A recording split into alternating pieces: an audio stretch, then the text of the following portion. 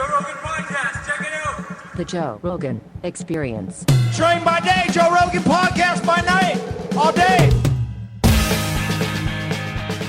Here we go. What's up, Rick? How are you? Good. It's great seeing you. It's great seeing you, too. It's been a long time. Well, you know, we started... Try to keep this, fist from your face. That's probably the best way to do it. Yeah. Yeah. There we go. Yeah, I think we first met... some random person sent me an email, probably 2005, 2006. Wow. And he said, oh, you know, Joe Rogan is talking about your book. And I hadn't heard of you. This is before I did a podcast. I think it was before the podcast. Yeah. I think you were still doing stand-up. Yeah. Yeah, and he gave me your number, I think, and I called you, and you were at the airport. And you said, hey, man, I'm reading your book. I love it. Yeah, the book was fascinating because your book was... You need to adjust cameras? Good. Your book was fascinating to me because it was... I mean, correct me if I'm wrong, but it was the first time that the FDA ever allowed real studies to be done on Schedule I drugs. It was the first new American study in 20 years. On psychedelics. Yeah. On any human psychedelic research. And how did you, first of all, why did you want to do it? And how did you get the permission to do it? Well, I wanted to do it because of my interest in chemistry and my interest in altered states, my own altered states. Like the first time I smoked marijuana, I was 18 years old, and it was a fully psychedelic experience. There were purple clouds coming out of the speakers. I was flying over this, the college, town I was living in at the time. And my friend was too. It was a shared hallucination on very strong hash. So you felt like you were out of body? No. I was, we were on a carpet. And you felt like so you both saw a city below you? Yeah, the floor disappeared. Yeah, it was the first time I smoked marijuana. And I thought, wow, this is interesting. And now hash is, the way they create hash is they take what is it called? The crystals off of THC? Is that how they do it? They shake out the resin from the flower. Just shake it? That's how they do it? Well, there's different ways to do it. Like in the old country, you get really sweaty and you just agitate a lot of pot, and the resin accumulates on your skin, and you scrape it off. Really? And that's how they make hash? Well, that's so funky. You're getting someone's funk along with the hash. Yeah, that's called pre-industrial hash. I was watching or was looking at something online the other day where they were talking about repurpose. It was in Morocco.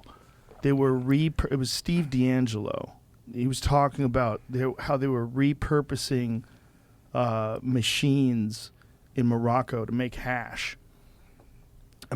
How they've been doing it this way and making hash in this part of the world for, who knows how many years. Yeah. Is this it? Here. I wonder what the machines are. Yeah, this is Steve D'Angelo. Steve D'Angelo is a hemp activist, cannabis activist. So it looks like some kind of a press or something like that. I don't know what that thing is. Yeah, interesting. I think it has something to do with automobiles. Here, he's going to say it right here. Things that can't break down, things that don't need electricity, things that can be improvised, and just so much cleverness has been shown here today, so much ingenuity in working with what you have. I mean, this press is a great example of it. I mean, take a look here. It's just basically an automobile jack that's been put into a frame. Yeah? Had a couple of springs put on there, and then, these iron casing boxes made. And it works really well, and this is the way that the hash that's smoked by most people around the world, the largest quantity of cannabis that's made anywhere, is made still by this legacy method. And the great thing about it is this could really be done anywhere. And I think about folks in Mexico or Colombia who could take this method and repurpose it and adapt it and be making quite a very nice high quality hash. just about anywhere. That's a hash salesman if I've ever seen one. Yeah, yeah. That dude's pushing hard. He's like, let's everybody get in on this. Come on, yeah. make some hash. I'd like to buy one. Yeah. Well, I wonder if that makes hash or hash oil, if it's just being compressed like that, squeezing things out. Well, it looked like he was having bricks of hash, right? Yeah. Yeah, interesting. So I think he's using it in that sort of that little frame, that little case, and then they're packing it in there with that car jack, which is pretty crazy. Yeah, clever. So the difference between hash and regular marijuana smoking is, in general, what? Is it just that it's much stronger? It's much stronger. So like that kind of hallucination, that's super rare with regular marijuana, right? But with hash, It can happen. yeah. Yeah. Well, I started college as a chemistry major. As a kid, I made fireworks and bombs, and started, college as a chemistry major. I wanted to become a magnate, making fireworks, a fireworks magnate. But everybody discouraged me. They said, you're a smart guy. You should be a doctor. And so That's how they tricked you into it? well, I got the last laugh, right? Because I'm, giving people psychedelics and they have inner fireworks now. So, Right. Yeah, yeah. Yeah. Well, so after that experience smoking hash, and, my chemistry mind got piqued. I thought, like a half hour ago, I was totally normal. And right now I'm just having the weirdest experience of my life. And I wonder how that works chemically. So I figured there must be some chemical changes in the brain, and I was interested in learning what those might be. So what year was this? 70. So, okay, so this was like right around the time where everything got made illegal, right? That was the big Schedule 1 Act. Wasn't that in 1970? They made a lot of the psychedelics illegal? The Controlled Substances Act of 1970, yeah. So it was right at that year when you were just getting involved. You're like, damn it, they took the rug out from under me. It didn't make any difference. Yeah, the school I went to had a lot of psychedelics. Really? Yeah, and I went crazy for about 2 years. And then figured, I think I've had enough. I need to transfer, so I transferred schools, actually. I've known more than one person that has lost their marbles from doing too many psychedelics. I started getting unraveled. It's not Yeah. uncommon, Yeah. right? Do you know people that have kind of like blown fuse? Oh, yeah, yeah. Well, Yeah. I get the occasional email from people who've really gone around the bend smoking too much DMT. There's people, I think, that have a tendency towards a type of paranoid schizophrenia, that maybe they kind of have it under control, or maybe it's mild.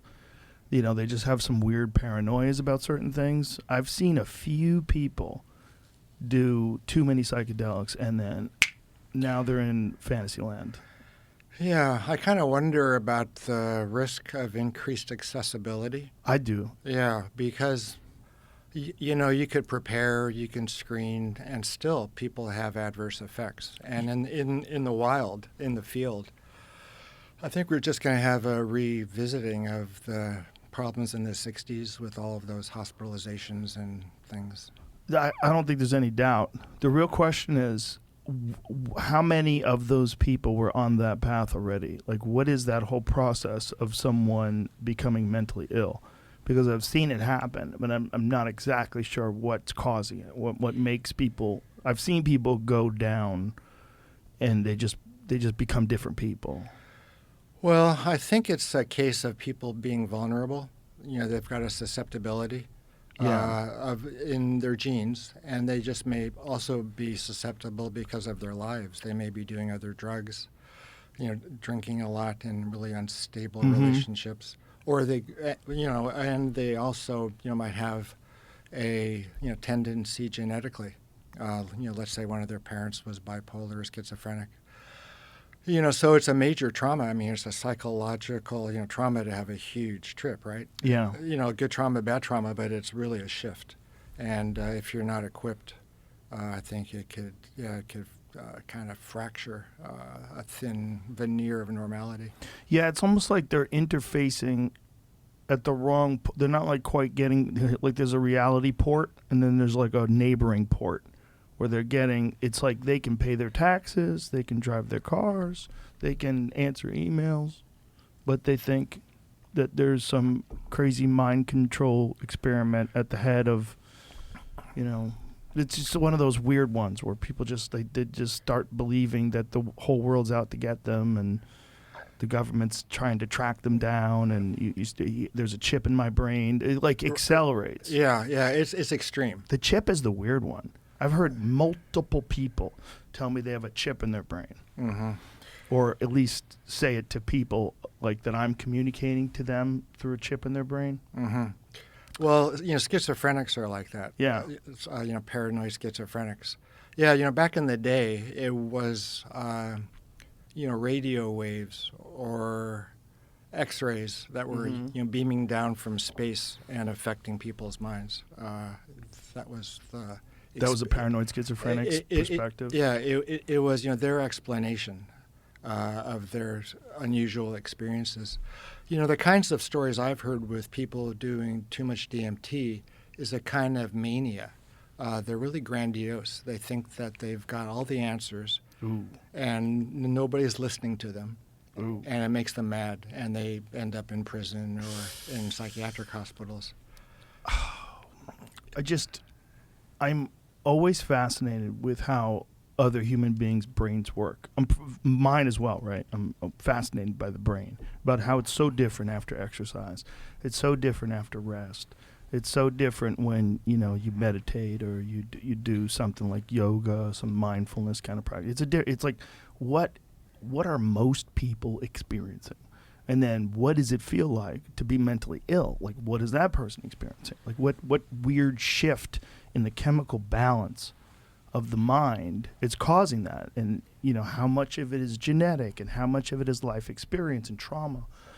It's just the way people think and look at things has always been fascinating to me, because I gotta assume that everyone's dealing with different hardware or wetware, whatever you would call the brain. Like they work different. They don't work the same. Right. Well, it depends on the mental illness, the disorder. One of the reasons I became a psychiatrist, besides my interest in studying psychedelics, was because I was really interested in the mind. Schizophrenic patients were just amazing. Yeah. Because other than their crazy ideas and experiences, they're just normal people. Right. Yeah. Which is wild. And there's got to be levels to it, right? Are there? Like there's mild, where someone just kind of a touch schizophrenic, and there's someone who's full blown, the aliens are hiding in my walls and they're out to get me. Well, it depends on the kind of schizophrenia.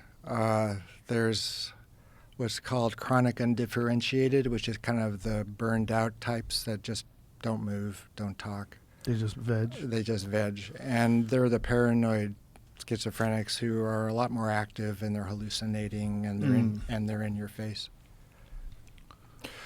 I really found it easy and fun to talk to psychotic patients. I think that was one of the things that kind of was part of the mix of studying psychedelics.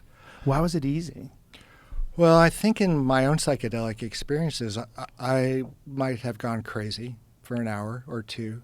Mm-hmm. One time in particular, I had to be, talked back down, so I could empathize. You've heard Dennis McKenna's story about being with Terrence. Mm-hmm, the experiment at La Chorrera. Yeah, exactly. Yeah. Can you explain what happened? Because they ate too many mushrooms.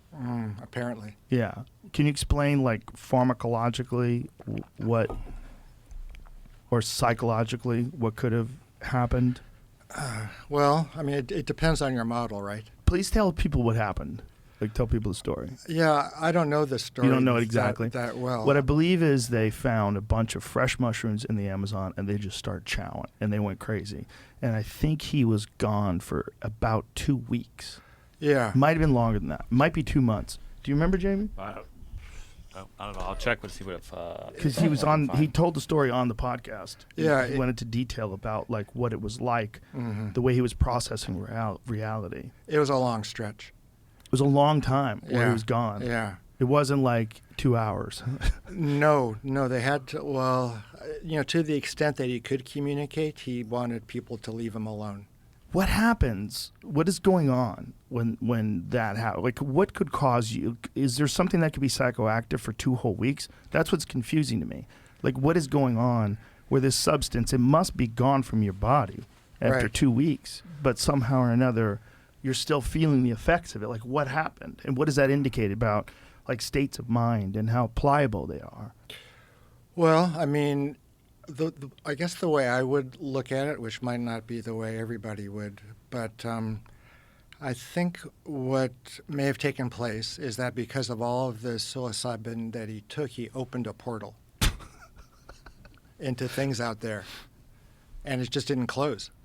So the psilocybin was the trigger, but after the portal was open, it was open. I'm glad you said it that way, because I say it that way too, and I know it sounds ridiculous.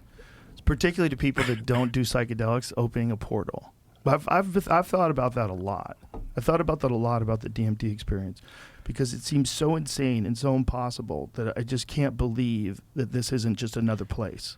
It seems like it's not just a chemical reaction in my mind. It seems like I'm going to another place. That's how it feels. That's how it feels. But what does that mean by when I say that's how it feels? Because I don't have any understanding of what I'm experiencing it, what I'm experiencing rather. So I must put it in some sort of context where it makes sense to me as a person who lives on Earth, sitting here right now in 2022. There's all those variables that everything, when you look at the world, goes through all the filter of your own personal reality. The thing about a full-blown psychedelic experience like the DMT experience is it doesn't seem like any of that applies anymore. You go over there and it's like you're gone. There's no... So I was wondering about myself, like maybe I'm trying to put it into perspective like it's another place, because places make sense to me. And what doesn't make sense to me is just full nothingness, chaos, wild imagery and geometry and things that move to music, and it's like almost like it's so hard for me to wrap my head around that I convince myself it's another dimension, but it's not. Well, it could be. I mean, it could be another dimension. And Could be. Yeah, well, Yeah. I think you need to design experiments, to test if it is another dimension. How could you do that? Well, I think, if you consider the location of the DMT world to be outside of us, in objective reality, you'd need to call upon physics, advanced physics, dark matter, dark energy, parallel universes. So I think if you could get into those spaces with machines, let's say imaging machines or cameras. How could you do that? I don't know. Could you get a computer high? It's one of those ideas I've had. Well, have you seen some of the new, there was some new article that was written about virtual reality being able to give people transcendent experiences, that it's similar to the effects achieved on psychedelics. Right, that's interesting, isn't it? McKenna talked about that a long time ago. He said he thinks that one day they'll get to a point where they can create something visually and it'll bring you into that place, that they'll be able to recreate it with sufficient technology. Here's VR is as good as as psychedelics at helping people reach transcendence. On key metrics, a VR experience elicited a response indistinguishable from subject who took medium doses of LSD or magic mushrooms. That's wild. Yeah, well, If they just keep getting better at it, that's like, if you can get someone who's been there and knows what it looks like, and then is a good artist who can recreate it. Because I've seen some DMT art before that's so close. It's like, oh, wow, that's so close. Right. You know, right. it seems like it. Of course, Alex Gray. Like, Alex Gray stuff is like, some of it is so tryptamine-like, you know? Well, it's important to note that they talk about medium doses of LSD or psilocybin. Right. So you get a good feeling, but you're not hallucinating. Yeah, you may not really be fully tripping out. What in what they're doing? What kind of VR experience it would be? Like, what is the images they're showing you? What is the sound they're playing for you that's allowing you to get to these states? The guy that made this one did it after he had a near-death experience. Wow. Right here, he says he fell off there. Read that. Okay, he says, I knew that the intensity of the light was related to the extent to which I inhabited my body, he recalls. Yet watching it dim didn't frighten him. From his new vantage point, Glowacki could see that the light wasn't disappearing, it was transforming, leaking out of his body into the environment around him. This realization, which he took to signify that his awareness could outlast and transcend his physical form, brought Glowacki a sublime sense of peace. So he approached what he thought was death with curiosity. What might come next? So since his accident, an artist and computational molecular physicist, his work to recapture that transcendence. Okay. So he had some wild near-death experience, and he's trying to recreate that with VR. So that's interesting because that's not even he's not even talking about a drug experience. So he could be. Right. Yeah, Maybe. we've been studying, or there's a group at University of Michigan that's been looking at endogenous DMT that's made in the mammalian brain, and it increases during death. And especially it increases in the visual part of the brain. So it could be. So they know that for a fact now. Yeah, they know that for a fact. It's a 2019 study. When I first met you, there wasn't nearly as much data. And I remember you were talking about how much anecdotal data that points to the idea of the pineal gland being the source of DMT, but there wasn't a mammal model. Yeah, the pineal DMT story, it sounds pretty obscure, but it's pretty controversial. I mean, there are some data supporting the view that the pineal makes DMT and other data don't.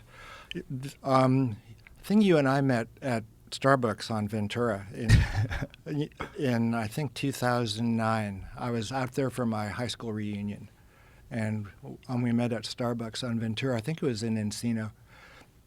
And we were talking about DMT. Do you think, I remember that.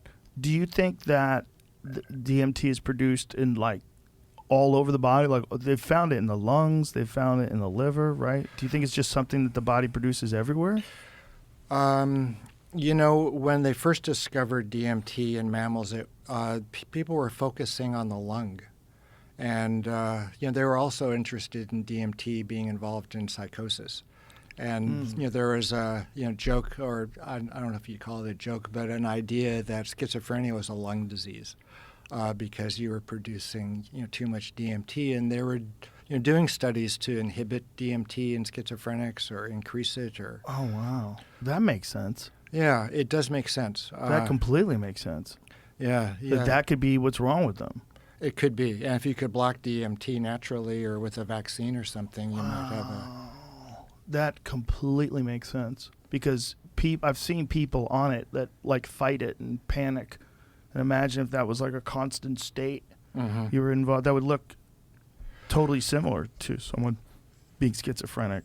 If it was a constant state, you'd have to come up with some ideas about what was going on. And I think that possibly would then, lead to the delusions, the crazy ideas about what's going on. Yeah, that makes sense. Wow.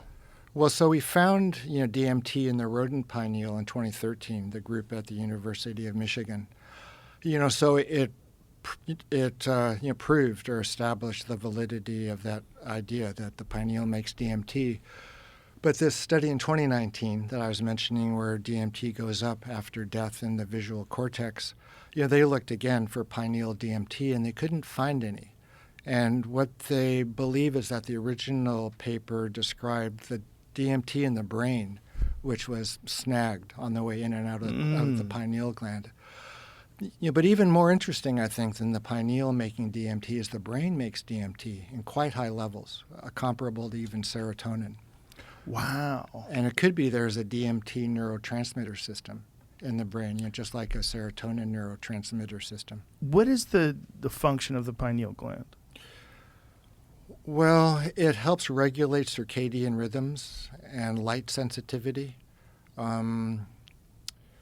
It helps entrain rhythms. It helps keep everything in sync in the body, temperature, urinary function, blood cell formation, all those things. Why do you think ancient cultures were so fascinated by it? Like, why did they have this Why did they attribute this sort of almost like godlike significance to it, right?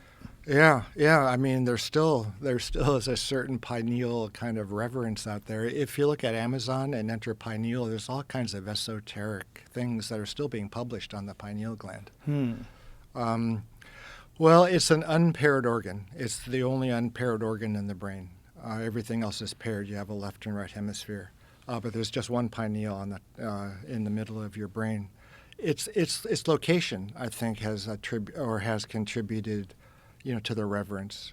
It's just under the fontanelle, and certain kinds of spiritual experiences are also felt there. And so it was the physical corresponding position of the subjective experience. So people thought it must be occurring in the pineal gland. I have a friend who's really into Aztec, savagery, history, and he told me, this is kind of grim, but he told me that the Aztecs used to burn people when they were alive to really freak them out, and then take their brains out and eat their brains because of all the hormones and all of the things that were going on. Whoa. So the pineal gland. That is heavy. That's heavy, I know. That is so heavy. Yeah, but they found it gave them, whatever, superhuman strength or religious ecstasy. Isn't it fascinating that also will kill you? That's where people get prion diseases. They get it from eating brain and spinal tissue, right? Right. Like cannibals, when they get that Jakob Creutzfeldt. Yeah. Thank you for pronouncing it better. Well, when I was a medical student, we were always on the hunt for Jakob Creutzfeldt patients because, they were rare and very interesting. How many did you discover? Maybe just 2 or 3. And how did they come into contact with it? How did they come into contact with it? I think, they were from Africa. And they ate maybe some bush meat or something, or some primate meat? Sheep meat or monkey meat. Yeah. Oh, sheep meat? You can get it from sheep meat as well? I thought there was a thing with cannibals, and there was a thing with mad cow disease, which is another one. It's another very similar version of it because the cows were eating the cows, right? Right. It's prion disease. Right. Yeah. So here is Creutzfeldt-Jakob disease and sheep brain. Places in origin 7 out of 8 patients with CJD coincide with the distribution of sheep rearing in Central and South Italy. Oh, okay. That actually makes sense because my uncle, Vinny DiGirlando, is about as Italian as you get. That's your uncle? Yes. My Uncle Vinny, who's a great guy, Yeah. Used to cook lamb's brains. That was like a traditional Italian meal that you would cook. Like when we'd get together and have like family gatherings, he had on more than one occasion cooked lamb's brains because I remember having it as a child. Yeah, that's interesting. Well, so the medical school that I went to was in the Bronx, and there were a lot of immigrants in the Bronx. There were quite a few Italians, and lots of people from the Caribbean and from Africa. Yep. So I think it was some African patients. Well, I think it's probably real common over there if it's common in Italy. Mm-hmm. Because eating lamb's brains is a normal thing. I mean, my parents, they didn't eat like a lot of exotic food. But that was like a normal thing. Yeah. My family never ate brains. I've had sweetbreads before, which is the thalamus gland, right? Oh, really? Isn't that what it is? Sweetbreads. It's a gland. It's one of the glands. Oh, the thymus, maybe. Thymus, that's right. Yeah, it might be the thymus.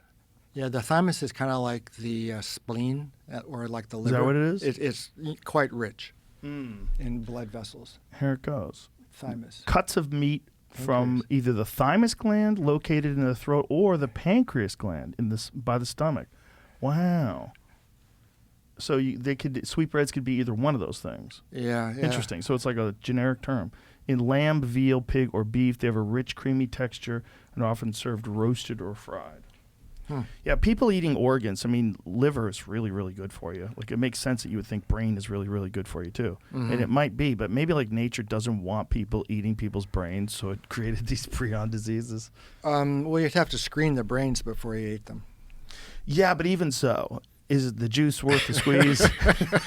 I mean, what are you getting out of eating brains? Yeah. Wonder what it's like. I mean, Well, it would depend on whose brain. right. What if you ate Einstein's brain and you actually got smarter? If he gave you permission. Yeah. Like, I got about a week left. Take my brain. Yeah.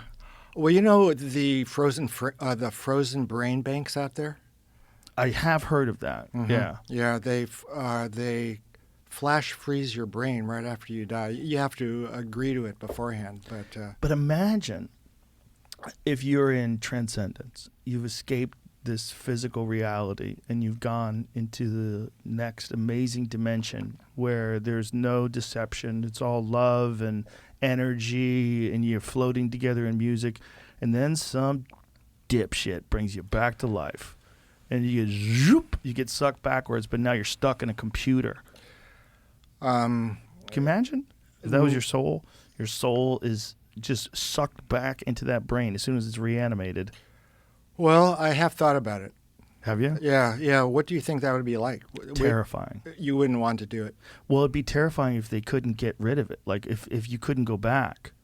Like, what if there's like portals, right? Like you were saying, and what if those portals are activated by normal human neurochemistry, right? And and it's a part of dying is that these portals are open. But what if that fucking portal's open? You transcend, and then they bring that goddamn brain back to life because you wanted to live forever. So they take that thing that they had flash frozen, they kick that sucker back on, and now you're just an embodied brain in a fucking computer attached to a bunch of wires. Well, I mean, if you were having experience, though. But what kind of experience would you have? Maybe you'd just be experiencing the fact that you're stuck in a computer. Yeah, I mean, you're kind of describing the Matrix. Yeah, I'm describing hell. It's worse than the Matrix. There's not even a body that you could detach. In the Matrix, they detached their heads, remember? Right. They got out of it. Oh, we got to get out of the Matrix. You can't get out of the Matrix if you're just a brain. Well, you know, one of the interesting things about endogenous DMT, and especially with its discovery in such high levels in the brain, is that it may be the endomatrix. It could be kind of regulating everything all of the time. What do you mean by that? Regulating everything all the time? It could be the way we interact with reality is through endogenous DMT, which is always at a steady level. Well, it's the way I began wondering about that is because, you know, what is the purpose of endogenous DMT? You know, why does the brain make DMT? Can you do a DMT test on a person's blood level? It's pretty hard. It's pretty hard. It's really low in the blood. It's like, you know, billionths of a gram per milliliter. Okay, so you'd have to measure it in the actual brain itself? In the brain or spinal fluid, maybe spinal fluid, but most likely brain. When they start doing stuff like Neuralink, where they're going to insert wires into your brain, and, you know, you're going to have an app to control your brain, to control your mood. I mean, it seems like that would be one of the ways they would do it, right? Well, you'd need to find, you know, where in the brain the main, you know, source of DMT is, and then put an electrode there and keep that going. Do you think it's limited to one specific area where it's developed? Oh man, they're just beginning to unravel the whole role and location of endogenous DMT. So when they know that it's in the liver and they know that it's in the lungs to me sound interesting because of holotropic breathing. Right. You know, because people have done breathing exercises and achieved states of altered states of consciousness. Yeah. That kind of makes sense, doesn't it? Well, yeah, but I think it's not working through the lungs because those more recent studies haven't really demonstrated DMT in lung. Oh. Yeah, I used to say it's made in lung. Everybody used to say it's made in lung, but it seems like it's made in brain. So if it's made in brain, then all the other stuff, you're just getting like a trickle-down effect? Well, does it go through the whole body? Yeah, but it's metabolized so quickly that, you know, by the time it gets into the blood that you're drawing, the concentrations are pretty minuscule. Wow. What a sneaky molecule. Well, you have to wonder what it's doing, right? Right. What is it doing? What is endogenous? What's the function of it? There's the possibility we have a DMT neurotransmitter system like serotonin or dopamine, in which case, what is it doing?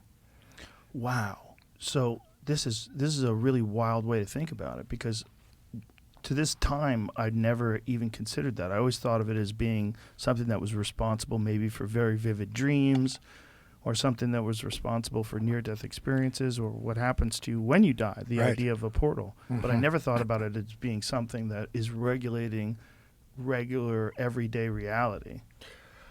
Well, one of the hallmarks of the DMT effect is that it feels more real than real. Yeah. And you study the function of endogenous neurotransmitters by giving drugs that modify the effect of that endogenous neurotransmitter. So we've got the SSR antidepressants, and they affect serotonin, although they may not all that much. But still, that's been the working model for decades. And because SRIs are useful for depression and anxiety, you then can speculate that serotonin is responsible for mood or anxiety. So the hallmark of a DMT effect is it's more real than real. It feels more real than anything else. So it's tempting to speculate. But that, again, when I go back to that disembodied mind thought process of thinking what am I thinking when I'm over there? Since my body doesn't seem to be there and I'm there, and it seems more real than real, is that me just tricking myself into thinking that it's a different place? How could you tell? How could I tell, right? Yeah, how would you know? I have one way of looking at it that I always describe. This is what I say to people. I say, if there was a thing that you could do, like a door you could go through, and that door would take you to another dimension where you would communicate with some entity beyond your wildest imagination that's constantly visually changing and communicating with you telepathically and knows everything about you, sees all your bullshit, and is trying to impart some ideas that will help you with your life, because it's a godlike experience. You're experiencing some sort of uber powerful entity, some uber intelligent entity, something beyond any. If we just looked at humans and thought of the evolution of human, one day we'll get to this. We're not going to get to that. That is a different. It seems like it's so beyond the body. It's so beyond the human monkey body. This is what I tell people. I go, if you would open a door and you would go there and you'd have that experience, would you do it? And most people are like, yes, I would do it. If I gave you a drug that gave you that experience, you still have the exact same experience. It's the exact same experience. You've just decided it's not real. And you've decided it's not real because you're putting it in this category of hallucination. What does that even mean? What does that even mean? You're actually having that experience. I don't know what it is. I like to play devil's advocate, and I like to think that maybe I'm messing with my own head, and maybe I'm just through doing what? Looking at it maybe it's just my neurochemistry going bonkers and interacting with my visual cortex could produces hallucinations. Mm-hmm. But it doesn't feel that way. That's why I'm trying to figure out if you're bullshitting yourself when you're over there, or if you really are over there. But what I tell people is it's the same experience. Yeah, what difference does it make? What? Yeah. Yeah, it's previously invisible. Yeah. And it contains information. A lot. Yeah, and I think that's all you can say about it. It contains information about you, right? Well, it could only be happening to you. Yeah. Yeah, it's not happening to somebody else. It's like it gives you advice. It can. But how do you judge the value of that advice? Yeah. Well, what is the advice? One of the things that happened to me, I've talked about this ad nauseum, unfortunately, if you've heard this before, folks.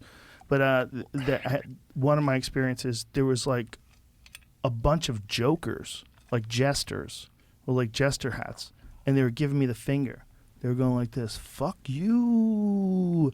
And it made me realize I was taking myself too seriously. Instantaneously, I went, oh, I get it. And they went like this. They went like don't do that. Don't do that. But saying fuck you to me, it was so clear what they were doing. It was so clear. It was like a little lesson. Like, don't do that. Yeah, it's interesting. Don't do that. That's like 3 syllables, and they correspond to a heartbeat. When I tripped on DMT the first time, these beings came out of this waterfall, and they said, "Now do you see? Now do you see? Now do you see?" It was the same 3-beat thing. I love you. They say I love you a lot. I love you, and I think it corresponds to the heartbeat because it's in sync.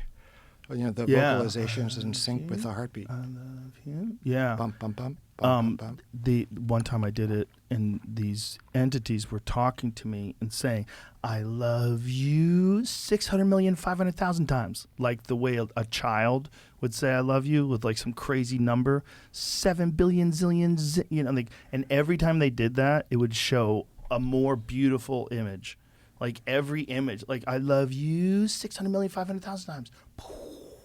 I love you 700 zillion 400, and every time they did it, it was just this bigger and bigger experience visually, to the point where I was like crying. I was like openly weeping at the beauty of just what I was seeing. It sounds beautiful. It was wild, but it was that simple sort of. There's just like they'll say simple things to you in a way that you're not really hearing it, but you know what they're saying. Well, it kind of penetrates you. Yeah. It's very weird. Mm-hmm. And it's very weird. Very weird. Yeah. You used to not talk about your personal experiences with it. I know. I figured to hell with it. Yeah, I think so. I think it's good that you did that, because I remember when we first met, you were reluctant to discuss it. You didn't really want to talk about it publicly or want people to know about it publicly. Mm-hmm. Yeah, I figured that I had some legitimacy to maintain. A few years back, I had this conversation with Dennis McKenna, like about your reputation or one's reputation. He said, "I've just given up on my reputation. It just, so." Well, when you talk as openly about psychedelics as Dennis, he's the best guy to talk about it too, because he's got a really interesting way of discussing things, and he's had so many personal experiences, and he's so smart. And he's got this incredible vocabulary to just draw from. And when he describes the actual impact of psilocybin and psychedelic chemicals, particularly in formation of language, he was describing the stoned ape theory. The stoned ape, yeah. It's incredible listening to him say it, because the way he describes it, like he actually understands what psilocybin and what all these various molecules are doing to different parts of the brain, and why that would facilitate the development of language and compassion and connect the tribe more. And do you think it actually is information coming from the brain? Or do you think, that the portal's being opened up and the information's coming from above? I think that's more likely. I think the more likely is that the brain is an antenna. It's one of the things that creative people will always tell you. Like, someone sits down and writes a song, it just like came from the air. They're getting things from somewhere else almost. And it's almost like you just got to get out of your own way. You got to put enough good juice out there in the world and take enough bad out, and see the world from a clear perspective, at least in these brief moments of creativity, and then things come to them. They just, like they're sitting in front of the computer and bam, they got an idea for a book. Like, where the fuck is all that coming from? It seems like people always want to say it's a muse. Like, that's the Stephen Pressfield analogy. He's got a great book about it called The War of Art, all about like inviting the muse into your life and being disciplined and sitting there at the computer every day and summoning it and treating it like it's an entity. And if you do that, it works. Like, this is what's crazy. Like, people who are disciplined and also creative, like that decide, I'm going to write this book, I'm going to sit down and I'm going to force myself every day. Like, ideas come to them. Like, where the fuck are they coming from? Like, is it possible that the brain really is like some sort of an antenna, and that wisdom and love and all these different things, they're just all around us? We're just confused by our monkey bodies. Well, do you think we're getting that information from God? If that's what you want to call it, the only problem I have with the word God, and it's not really a problem, but a recognition, is that it's a loaded word. It's a loaded word, but so is love. Yes. Yes. So I think you just got to take the good with the bad. Well, that's Alex Gray's position. Alex Gray says we have to take it back the same way we take back love and say God all the time. And, that's what he does. Yeah, and that's the reason I think it's good to use the word psychedelic instead of hallucinogen or Yeah, I think so too. entheogen or anything like that. Entheogen's a cool word.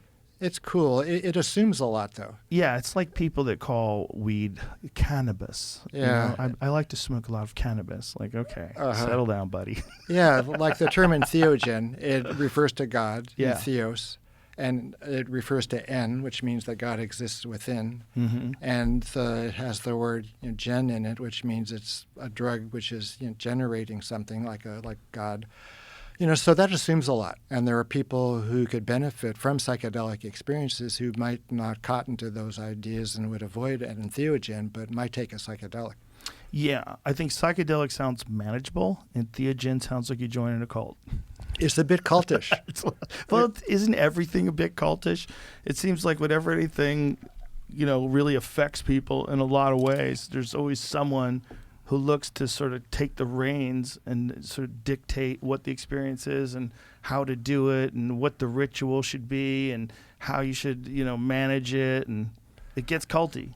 It gets culty, but I think you could, decultify it to some extent, if you're open-minded. I think it also all practitioners. I mean, there's a problem. Here's the big problems with psychedelics. One of the big problems is that we haven't really had a chance to openly discuss it in terms of like the effective and ineffective ways to use it. What's detrimental? What's abusive? What treatment centers? Like we could have all had this lined up, right? If they didn't pass that sweeping Psychedelics Act, the controlled substances that we right now they're still illegal, but they've been a part of human history forever. That if they just opened that up, we would have the ability to tell people how to use them and how not to use them. We'd have the ability to monitor them. And you're going to have some strays. You're going to have some things that go wrong. So there's going to have to be some ways to mitigate that, right? And if this theory of like people that have these psychedelic breaks, if it's imagine if you could find out that it really is like some sort of an overload of DMT. Like they have exogenous levels that are too high. They can't manage it. Reality's too fabricated. Right. Or fragmented, rather. Yeah, I think, if we can keep things going with psychedelic research in humans, there's a vast number of options that are going to start opening up. For example, like a vaccine against endogenous DMT. I mean, that might be a great antipsychotic. That is wild. To imagine if that's really what it is. They just got to dial it down. Or maybe some sort of technological intervention, like a Neuralink type thing, where I think they're going to be able to dial things in, which is going to be crazy. You're going to be able to dial in horny. You're going to be able to dial in happy. I mean, 50 years from now, who knows what they're going to be able to do. Well, they're breeding these things called knockout mice, which don't produce the gene, which makes X, Y, or Z. And they've developed knockout mice for the enzyme that makes DMT. Oh, wow. So there are animals that don't produce any DMT. So you might be able at some point to put genes into people like, CRISPR, and, have them stop making their own DMT. Maybe that'd be a good zombie movie. Everybody stops making their own DMT and just... Well, there's a lot of good movies I think could kind of spring from DMT. Yeah. Well, if all animals are producing DMT, that's where things get really fascinating, right?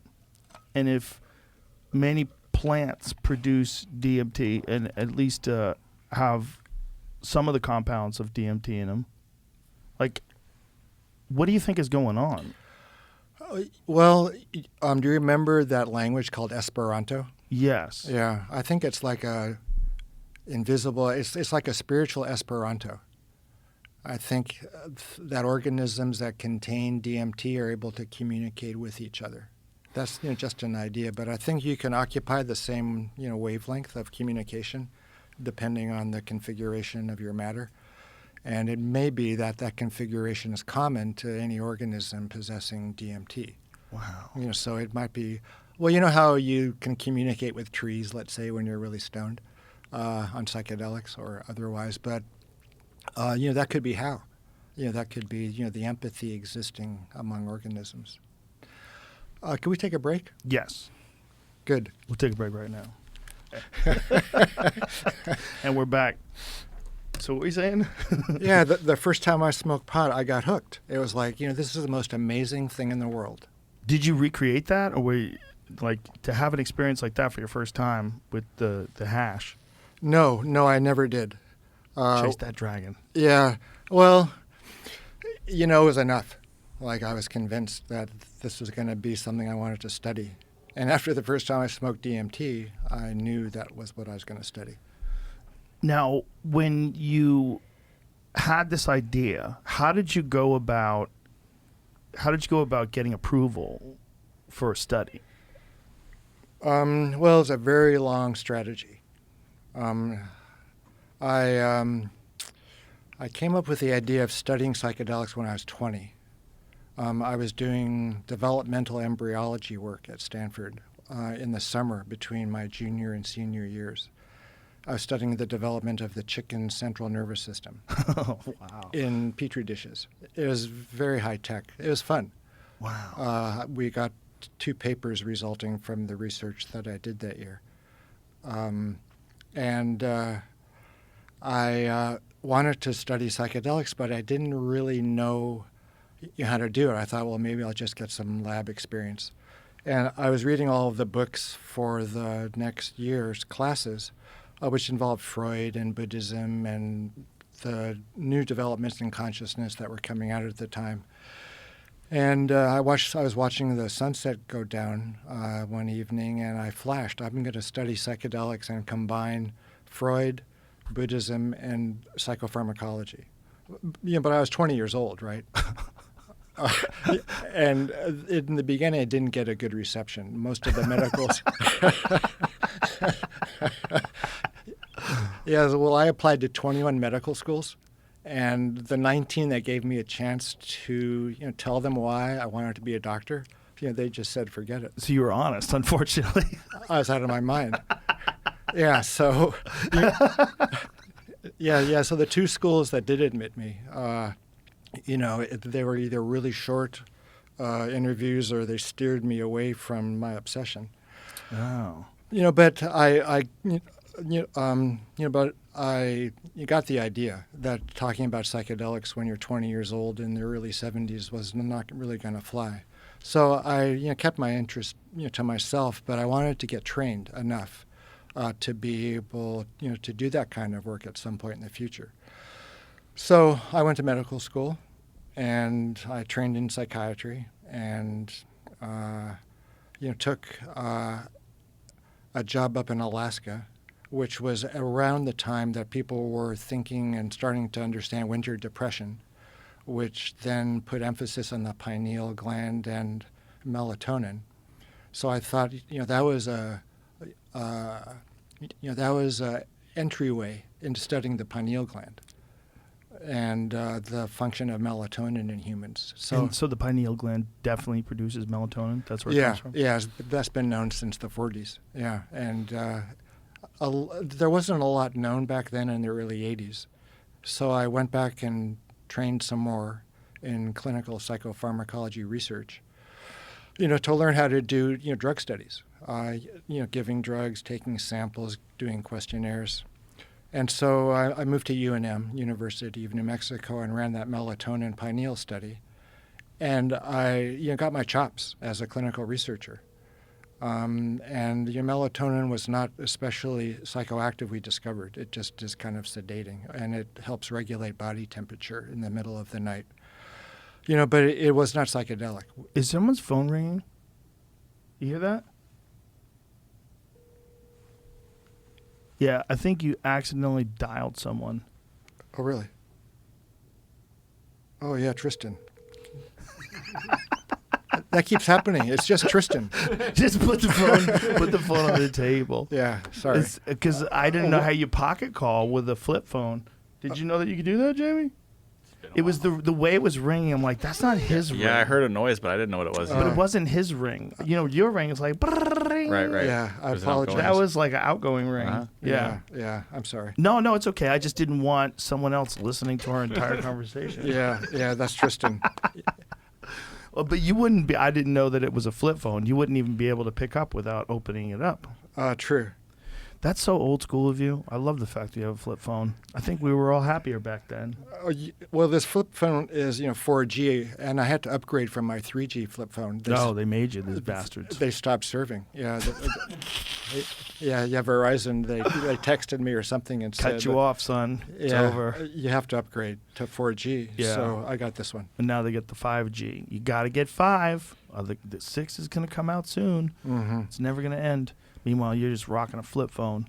There's something about a flip phone, like hanging up on someone is much more satisfying. Look at that thing. That's all you'd have to carry around. I bet the battery lasts a year. How long does the battery last on this thing? I keep it charged. 2-3 days, not that long. It's got a camera to report crime. It has a camera and it texts. It does text? Yeah. Does it do voice to text? No. If it did that, I'd be really seriously thinking about it. Because that voice to text is so easy. Like you could answer text messages while you're in the car. Just say, "Hey Siri, text Rick Strassman." You could do that with Dragon. Oh, okay. So if you have Dragon naturally speaking on your phone, On your phone. can you get that on that? Yeah, it will transcribe from the cloud. On a flip phone? Well, not on a flip phone. Well, that's what I'm saying. I'm saying if that had it, because Siri has it. Mm-hmm. You can do it off, or Android Auto has it too. I spend so much time in front of a screen that Right. just one more screen would have just driven me around the bend. Well, it's driving people crazy because they're just looking to argue with people all day. It's like everyone's mad at everything, and there's so little attention spent to your immediate life and what's actually going around you, or everyone's like freaking out about things that are happening nowhere near them most of the time. Yeah, well, that's one of the things I like about living in Gallup, New Mexico, is that you watch the wind. Like it's pretty quiet. And even though people have cell phones there, they're mostly interested in other things: church, the rodeo, the upcoming parades. Sounds like a good place to live. It's the most patriotic small town in America. Really? Yeah, it was voted. Wow. Yeah. Well, there's code talkers out there. The Navajo, code talkers. I've heard that expression, but I don't know what that means. Yeah, that's a great story. You might want Is to that have like from the war? It's from World War II, the Pacific Arena. The Navajo speak a very difficult to learn language, and they put a Navajo in Japan with the troops and a Navajo stateside, and they communicated using Navajo, and the Japanese could not figure out the language that was being used.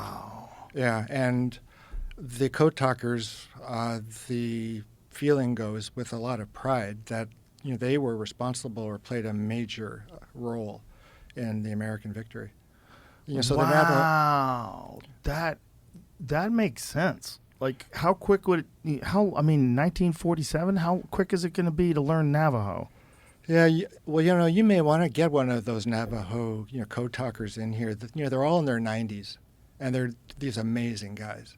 They're incredibly they're just amazing. How many of them were there? There were quite a few. There were probably hundreds. There's maybe like a dozen, 2 dozen that are still alive. That seems like a story that needs more attention. It's a really great story. There's a Code Talker Museum that I think just opened in D.C. Oh, really? Yeah, the Navajo Code Talkers. Check them out. It's a quiet place to live, a good place to read and study and write and walk around. I'm not that current without looking at the news. Good. And I could just turn that off. Yeah, it's just too much for us. I don't think we should just let corruption, chaos happen. That's not what I'm saying.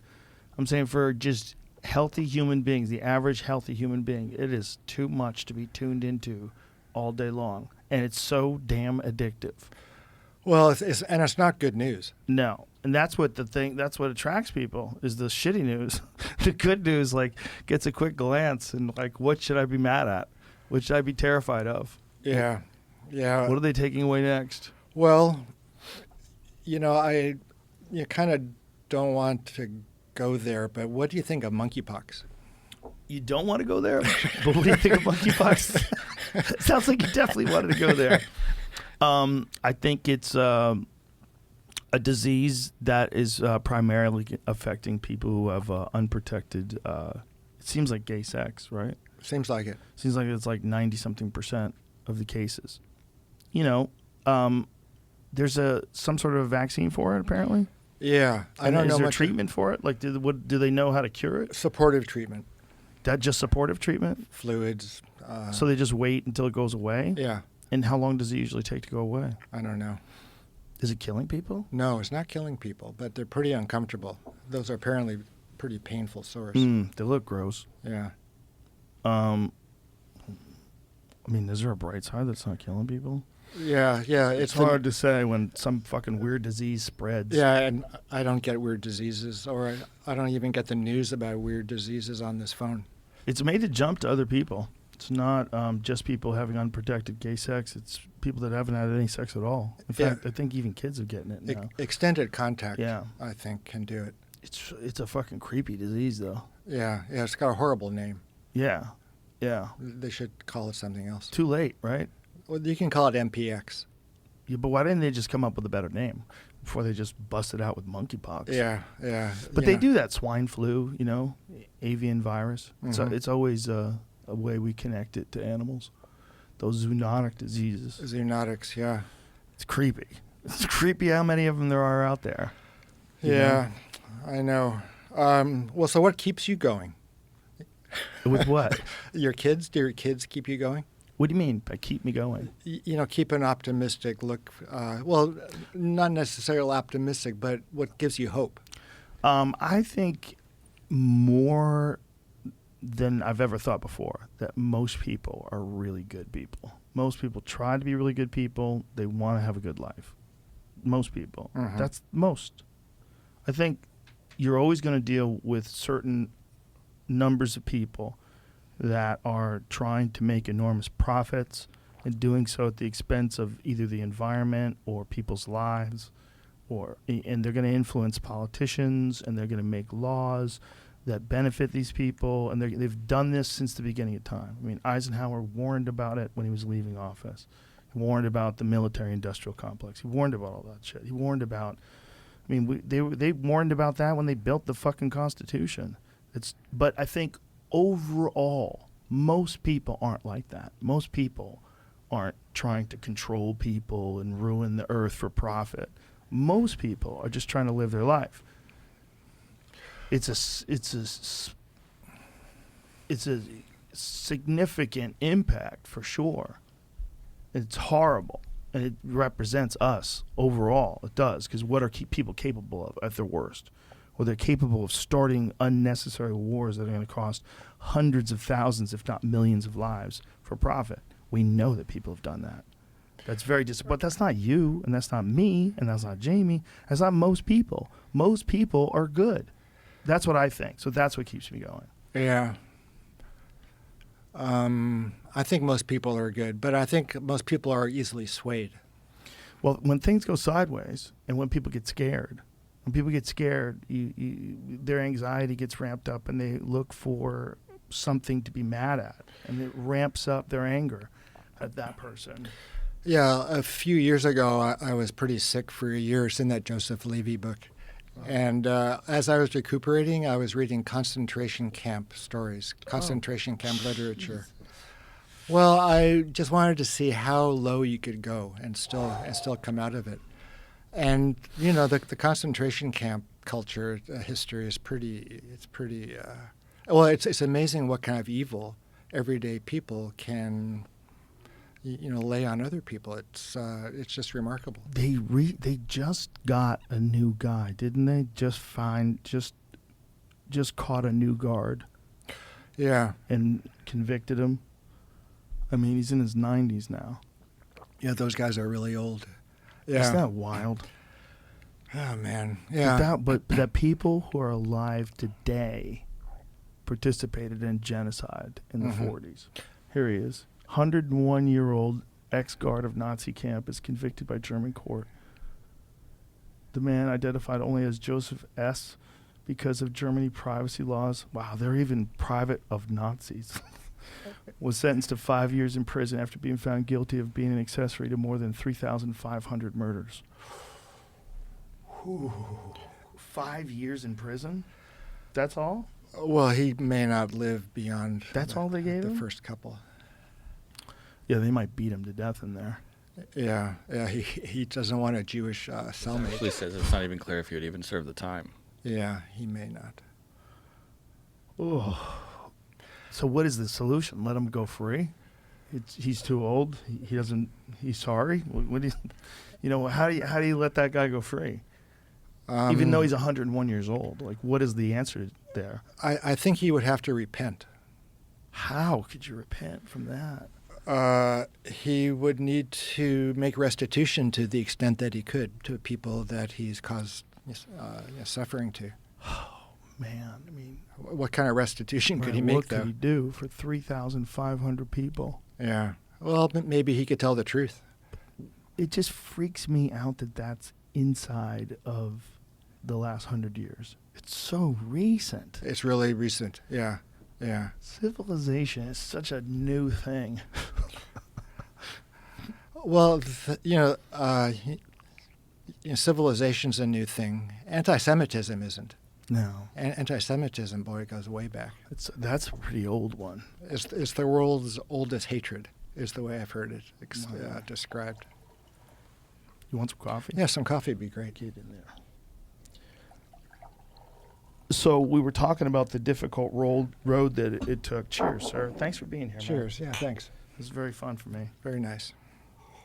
Yeah, we were talking about, like, you had this idea, and then the long road to actually getting it passed. We definitely don't want to skip over that. Well, I spent a lot of time training. I went to medical school, my residency, fellowship, and then the 2-year Melatonin project was also under training funds. So I stopped training officially when I was 35, maybe 36. I was on training funds until that time. Yeah, so we discovered that there wasn't much psychoactivity that was associated with melatonin. And in the meantime, I had learned about DMT, that it's made in the body. It's incredibly psychedelic. I smoked DMT. The melatonin work was kind of taking me into places that weren't all that interesting. So I switched fields and figured, well, it's now or never. I'm in my 30s. I've got a good appointment at the university. I've got the support of the research unit. And did you approach them with this idea? I did. I spoke to my 2 bosses in psychiatry and on the research unit. And they said, get grants and publish and stay out of the newspaper. Those were the 3 bits of advice I got. They said, you know what you're doing, so just go ahead and do it and see what happens. I got support, from the university. Well, this was 1986, 1987, and people really didn't know about psychedelics at that point. They had become forgotten. They weren't being taught in medical school anymore. There was no research going on for 15, 20 years. So even after I began my study, the research unit director used to joke that people in the study room were smoking mushrooms. So he didn't really know what I was doing. He just wanted me to stay out of trouble and succeed. How bizarre is it to you knowing that research on the mind never stopped, but research on one of the weirdest things you could do to the mind stopped? And it didn't just stop for a little bit. Stop for how long? 15, 20 years? 20 years, 20 years. much, yeah. That seems insane, doesn't it? That they wouldn't want to study one of the most profound experiences that's available to human beings. Well, it's important to think of some context, too. Things were just going crazy with kids taking way too much LSD in the wrong set of circumstances without any preparation. And it was a public health emergency. Emergency rooms and psychiatric units were being filled up. So the government had to do something, from the public health point of view at the very least, which was to make it harder for kids to get their hands on psychedelics. I think that notion that there was a desire to quash understanding what the drugs were doing to people, like in a scientific manner, I don't think that was ever the case. I think it was more that nobody really wanted to challenge the government and submit a really good study that you can back up with safety mechanisms built into place. Once I got my funding and my permits, which was a long process, it took 2 years, the government was super keen on my studies. They were very interested in what we were doing, that we were finding. When you say the government, like what branch of the government? Mostly the National Institute on Drug Abuse, NIDA, one of the divisions of the National Institutes of Health. They were funding me. Oh, this is cool, too. The first grant I got was from the Scottish Rite Foundation for Schizophrenia Research. It was a branch of the Masons. Wow. Very interesting. And the Masons have a lot of iconography with the pineal and pine cones. So, that was pretty creepy. That is creepy. People get freaked out by Masons. They just, without knowing much about it, you hear that someone's a Mason, you're like, oh, boy. What does that mean? Well, and they were the first funders of my research, which I thought was... See, all the Illuminati people are going to go crazy now. All the real conspiracy theory people, he's captured by the government. It was a strange coincidence. That doesn't sound like a strange coincidence. Well, there's a more mundane explanation. Yeah. One of my mentors, well, maybe it doesn't help clarify things. It may make it more complex. But one of my mentors was a psychiatrist at UCLA, a fellow named Dr. Friedman. And we got to know each other back in the day. In the 50s, actually, he was giving LSD at the NIH. And I met him, and he supported my work, and he was on a committee, the granting committee for the Scottish Rite Foundation for Schizophrenia Research. And he said, if you could submit a grant to them that focuses on DMT and schizophrenia, you'll most likely get funded. And I did. So it was at least ostensibly from the schizophrenia point of view. But still, the source of the money and the interest came from the Masons. That's wild. That's another subject that I wanted to talk to you about. There's certain religions that had an exemption for using DMT, and there's Christian religions in America, right? There's like two different sects of Christianity that are allowed to take like an ayahuasca drink. Yeah. How did that happen? There's a group called the UDV and one called the Santo Daime. They're both based from Brazil. They both originated there. And so these folks, they went and they got religious exemption. How did that go down? Let me think this through. In the early 90s, when I just got my DMT study off the ground, I met the leader of the UDV, an Anglo fellow, Jeffrey Bronfman from Santa Fe, was the North American representative of the UDV. And he asked me about what their strategy ought to be able to drink ayahuasca. So I advised, taking care of all your permits, kind of the way I did it. Just, fill out the forms and, talk to the regulators. And after a while, if you stick with it, chances are good they'll give you permission. Or you could wait to be caught and then, take it to court. In which case you would at least be, getting the experiences underway. The church would be established. You would have a track record of safety. Yeah, but that sounds like a terrible idea. I would definitely say try to get the opinions in. Right. Or rather, permissions in. Mm-hmm. So that's what happened. Is they got, they were discovered importing ayahuasca, which they had been doing for 3-4 years or so, Yeah, and so they took it to court. So they got caught with it. That they got caught with it. You have to think about it though, because it may have taken them years. Right, I get it. That makes sense. And they may never have gotten approval. So is it possible for them to grow the stuff they need to make ayahuasca here? Do those things have to be grown in other climates, or can they be grown here? You can grow the plants in either Hawaii or Florida. Right. I knew people grew them in Hawaii. I didn't know Florida. Interesting. So if Florida opened it up, they could have ayahuasca plantations. Yeah. And just, that tropical environment down there. Well, you'd have to work out, the regulatory and the organizational structure, kind of like they're doing in Oregon, which it seems like it's kind of halting. Are you familiar with what they're doing in Oregon? In Oregon, they seem to be decriminalizing basically everything. Right. Well, they've legalized, psilocybin, which means that the state's getting involved in a board and certifying. Really? Locations. So they legalized it for recreational use or medicinal use? Do you have to have a prescription? Or No. They're going to be setting up psilocybin centers. Holy shit. Dispensaries. Wow. And that's wild. And you could be a certified psilocybin sitter. I wish Portland wasn't such a hot mess. Portland's such a hot mess.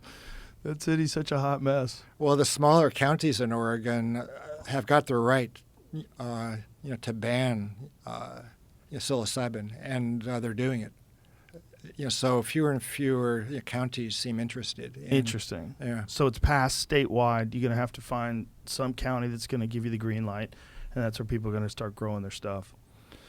It's going to come with a lot of problems. One of the problems that happened with marijuana was the early days, banks didn't want to get involved. They wouldn't allow people to use credit cards because they didn't want to be connected to that. So the people had giant wads of cash, and they were hiring these special forces guys to take their cash. Smelling from pot. Yeah, stinking of pot. And the whole thing was really sketchy because everybody knew you're leaving that spot with bags of cash. Mm-hmm. Like everyone knew you have cash there, and so you have to really worry about getting robbed and killed. Yeah, it's interesting to follow what's happening in Oregon. It's supposed to all be in place by January 1st. That's going to be wild. It's going to be wild. I think there'll be some problems. Yeah, well, for sure. That's the problem if it happens. If it happens federally, if some wacky president decided to let all the psychedelics free, we're gonna have a lot of people lose their fucking marbles. The question is, aren't we already? And how much of a difference would it be? And would it be a difference, or would those people have already lost their marbles? There's a lot of questions, I guess. Yeah, well, you have to educate people, right? In the best way to trip. And they maybe should have some research on how to help people that have had bad trips. Right. Maybe there's like a good cocktail of medications to fucking bring you back to earth. Yeah. Like if it's a bad experience, traumatic. Mm-hmm. It's like PTSD in a way. Some people have really bad ones, and they freak out, and they don't know what to do, and then they get elevated anxiety, and it sort of cascades. You've seen that. Yeah. I think we're going to be seeing more of that. Yeah. Look, I had one DMT trip that was I think we did it 3 times in an afternoon, and I had the last one was really, really, really powerful, and I had like a very slippery grip on reality for like 2 weeks after that. That can happen. Yeah, that's how I describe it, as like slippery. Like I was doing everything normal. I was driving to work normal. I was doing it, but everything felt slippery. Like everything can go wrong at any second. Slippery is a good term. Well, that happened to me after my first 5-methoxy DMT experience. For about 3 days, I just didn't really feel like I was in my body, that I was really kind of interacting with things in a coherent manner. That stuff is interesting. I really want to know your thoughts on that stuff, because that's a weird experience in that it seems like you just go away. Yeah, you do go away. And even though people seem to be talking it up, I'm not sure if going away is that good a thing. I want to explain that to people that don't know what we're talking about. When I mean go away, I mean it feels like you're dying. And then it also feels like you don't exist anymore, so you don't have any thoughts while you're over there. It's the weirdest experience. It's all white. It's just this whiteout. Yeah, it's like this full whiteout, but it's somehow cleansing. Like you come out of there like lighter.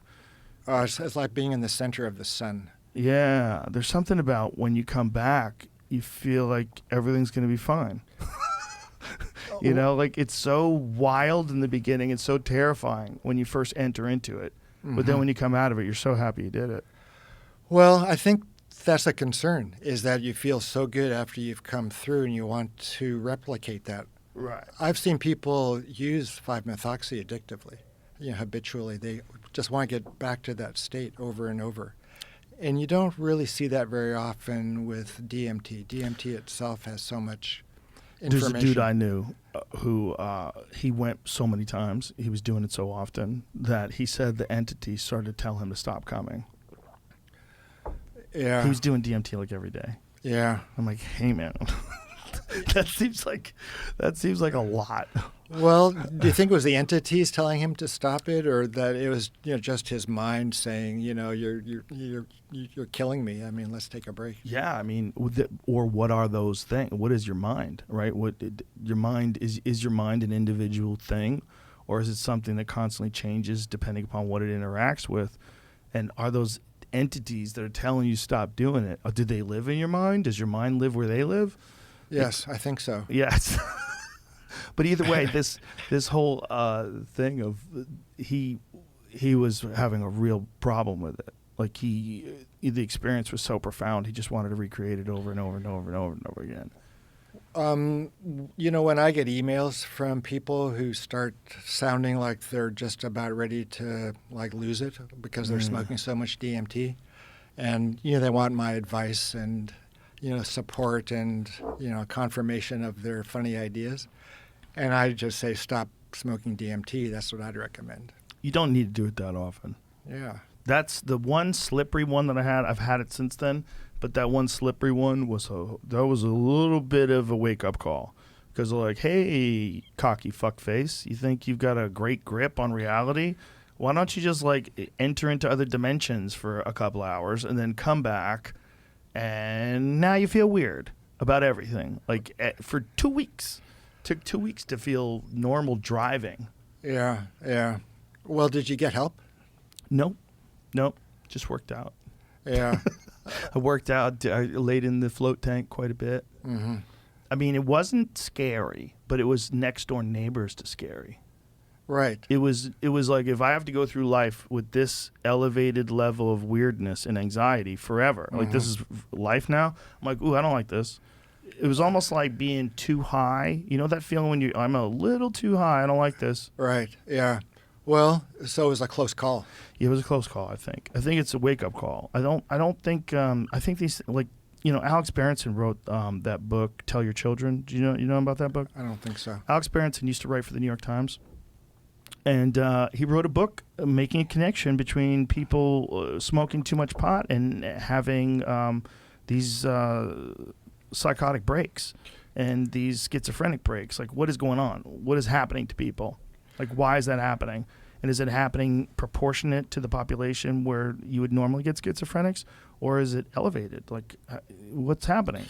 Well, if you're kind of prone to schizophrenia, Right. It seems pretty clear the more pot you smoke, the more likely you'll have a full break. Yes. Yeah. And see, this is something that we should have known, right? This is something that we should, it's just like people who have alcoholism in their family. Maybe they shouldn't drink. Right. I mean, we know people like that, dad was an alcoholic, they can't have a drink. This is a thing that really is unfortunate because they could have studied this and had answers, and we could be able to tell people how to do these things. Well, I think we should learn from that experience by making sure we're clear about adverse reactions to psychedelics. Yeah. The The same way we are about adverse reactions to anything. To anything, yeah.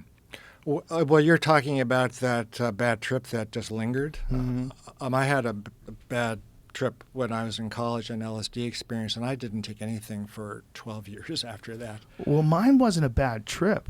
that's what was interesting. The trip was magnificent. The trip was spectacular. The trip was incredible. The visuals were beyond my imagination. And the way it affected me, it was like a real, like a peeling of layers of bullshit of who I am. But the experience afterwards, it's like I didn't go back to normal. It was so wild, like whatever it was so wild that every day reality just seemed like, what is this? Is this trick? Is this a trick? Yeah. Like, is reality fake? It seemed like real weird, but no one would have noticed. I talked normal. I did normal stuff. I didn't take days off and sit at home and stare at the walls. I just did normal stuff until it all came back to normal. Did you tell your friends or family? I think I told a couple of people. I think I told people that do DMT. I definitely know I told Duncan. Definitely know I told Duncan. We talked about it, and that was the thing. It wasn't bad, but it wasn't good, and it let me know that hey, what if it's way worse than that? Well, yeah. What if you're that way for the rest of your life? Forever. Yeah. What if you we've know those stories of the guys who did too much acid never came back. Right. Those are classic stories. They're true. Yeah. Yeah. Well, that's why it's good to have a therapist too. Like I was fortunate in that I was in psychoanalysis at the time. And so I could, talk to my analyst about how horrible that 5-MeO, or, it was a bad experience as opposed to yours, but it was quite unsettling. And it really helped to have somebody to get it off my chest with. Did you feel like you were dead? Did you feel like when you did it, like you were gone?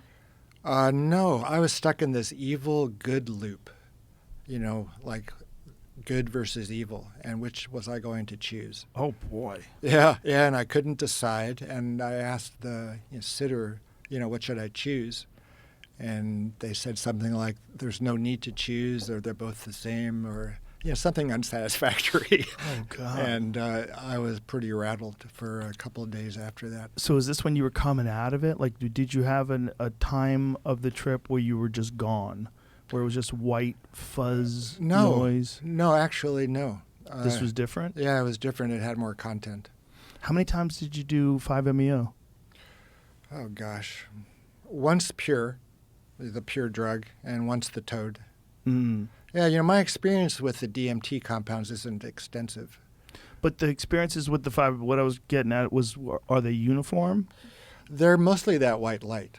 Yeah. Yeah, that seems to be consensus. But this was a different one. It was different, yeah. Was this one from the toad? No, it was the synthetic. Oh. Yeah, I could tell you. I was, looking up at, from the bottom of like a silo, and there was a catwalk that went around and around, the inside of the silo. And there were all these dwarves, like Snow White and the 7 dwarves with the long sleeves and the long noses and the hood. And that there were like countless just circulating. And they were up to no good.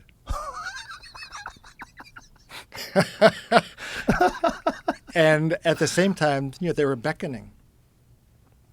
And I just didn't know what to do. So that's when I opened my eyes and said to my friend, what should I choose? I wonder if they gave you like a mixture. Has anybody given someone a mixture of 5-MeO and NN-DMT? Yeah, that's pretty, well, I wouldn't say common, but I think it's called Jaguar. Ooh, I like the name. Yeah, Ralph Metzner used to provide that to people. Because I was thinking, like, you're saying something that sounds awfully like the visual DMT experience. Like I know. The NN. I know. It's interesting. Yeah, because most people have the white light. Yeah, I wonder if you would have gotten like a combo cocktail, like a, what is that, Arnold Palmer? And Arnold Palmer. Yeah. Shirley Temple. The Arnold Palmer is like a little bit of iced tea and a little bit of lemonade. Mm-hmm. I think that's what you got. Yeah. I mean, I don't know. I'm just guessing. I've just never heard of anybody having such very distinct visuals before like that. Yeah, my first entity contact was on 5-MeO. Now, when you say entity, what was it? The first one? Well, it was these dwarves, these countless dwarves. That was them. Yeah, that was the first entity contact. Mm-hmm. And what did you think you were seeing when you're seeing them? I had no idea. I figured, I was under the influence, and that's what I was seeing. You just were going with it. Yeah. Observing. Well, if you're in it, you can't do anything. I mean, you can only, You can only, observe, partake. Do you think that when you're tripping like that, are you entering into a world that already exists, or are you changing something? Well, I think you're changing your ability to perceive things that are normally invisible. So they're there all the time. They're there all the time, either in your mind, unconscious, or out there in the ether.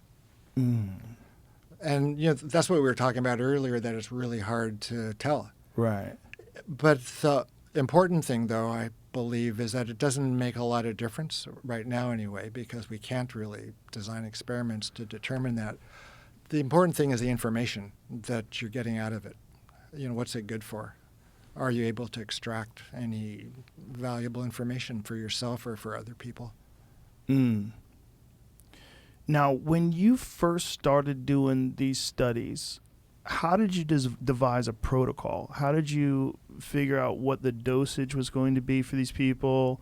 How many times they were going to do it? Did you have test subjects? How did you, pre-test subjects? How did you devise a protocol? Well, the main person who was advising me was a pediatric neuroendocrinologist. Whoa. A pediatric neuroendocrinologist. And the research I had done as a fellow and with the melatonin work was what you would call clinical neuroendocrinology. So in a way, my study with DMT was using DMT as a neuroendocrinological probe. It was a psychopharmacology study. Wow. Yeah,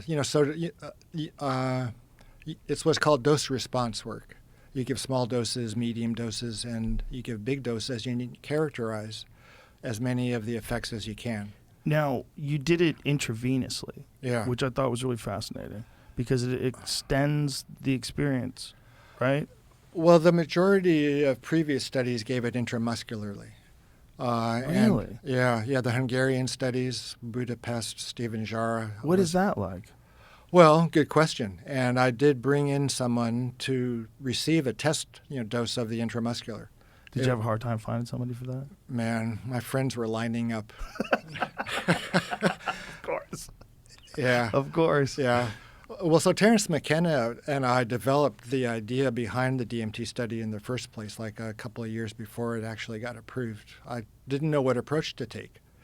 And I went over to his place one day. This was the summer of '88. And we just, brainstormed the entire afternoon up in his loft.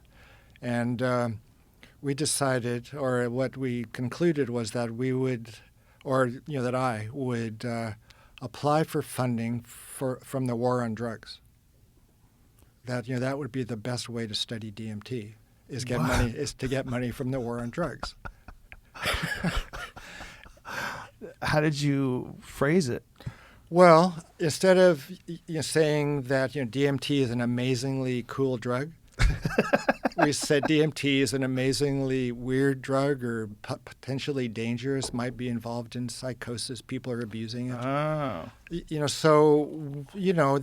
things that we proposed were coming at it from the perspective of public health, as opposed to spirituality or psychotherapy. The more we understand about DMT, the more we'll understand about LSD, maybe more about psychosis and schizophrenia. So it was phrased or looked at as a series of experiments with public health implications. There's something seriously cool about getting the first psychedelic studies funded by the war on drugs. It was an amazing stretch there. It must have felt amazing that you pulled it off. Well, my volunteers and I every so often would look at each other and say, "This isn't really happening, is it?" Yeah. So it was unbelievable. That's pretty unbelievable. Pretty awesome. It was just occurring in complete isolation too, at the University Hospital in Albuquerque in the early '90s. Nobody knew what we were doing. So, how did you devise the dosage? When you're doing it intravenously, how did you figure out how much to give people to have the maximum experience or the what did you do? Yeah. Good question. Let me pee. Oh, okay, Again, good. yeah. We'll be right back, ladies and gentlemen, with the answer to that question. So, we left off with how you figured out what dose to give people to have this experience. It was a Well, the one person that we gave intramuscular DMT to described it as much slower than the smoked and wasn't as intense. So because we wanted to replicate the smoked experience, we then switched to IV. So the standard intramuscular dose is 1 milligram per kilogram. Was there a reason why you didn't just have the people smoke it?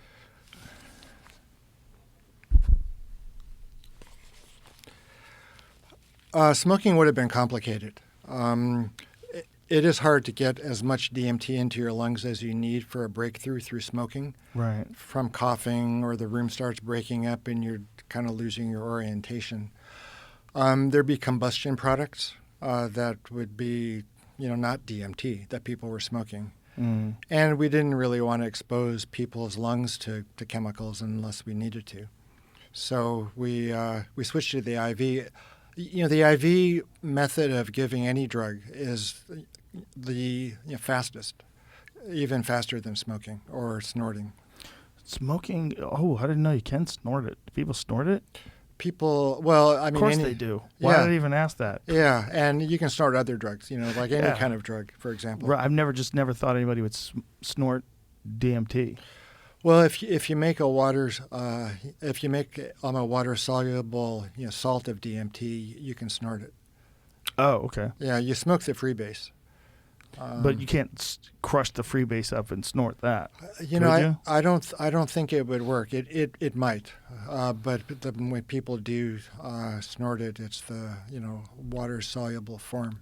What is that stuff that they do where it's like a snuff that they blow up each other's noses, and it does have psychedelic chemicals in it? I think it might even have DMT in it, right? Right. The Amazonian psychedelic snuffs. Yeah.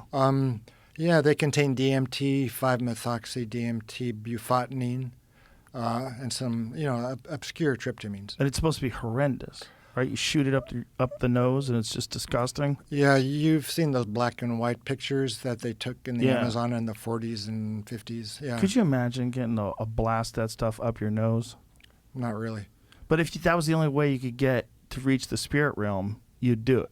Right. I mean, people do a lot of extreme things to attain spiritual experience. How much have you paid attention to Graham Hancock's work on the Amazon, how they're rediscovering these civilizations, and also the use of, there's a bunch of different researchers using LiDAR down there. Right. Where they're going over the jungle and they're finding grids and the cities that used to exist down there. And Graham thinks that there might have been cities with like millions of people in them that existed before the Europeans came through and gave them all smallpox. Well, yeah, Graham's been really important in making people aware of the role of psychedelics, across all cultures, across time. I got Graham on the podcast. I got him high. He hadn't been high in like 2 years. Yeah, he told me that. He blames you now.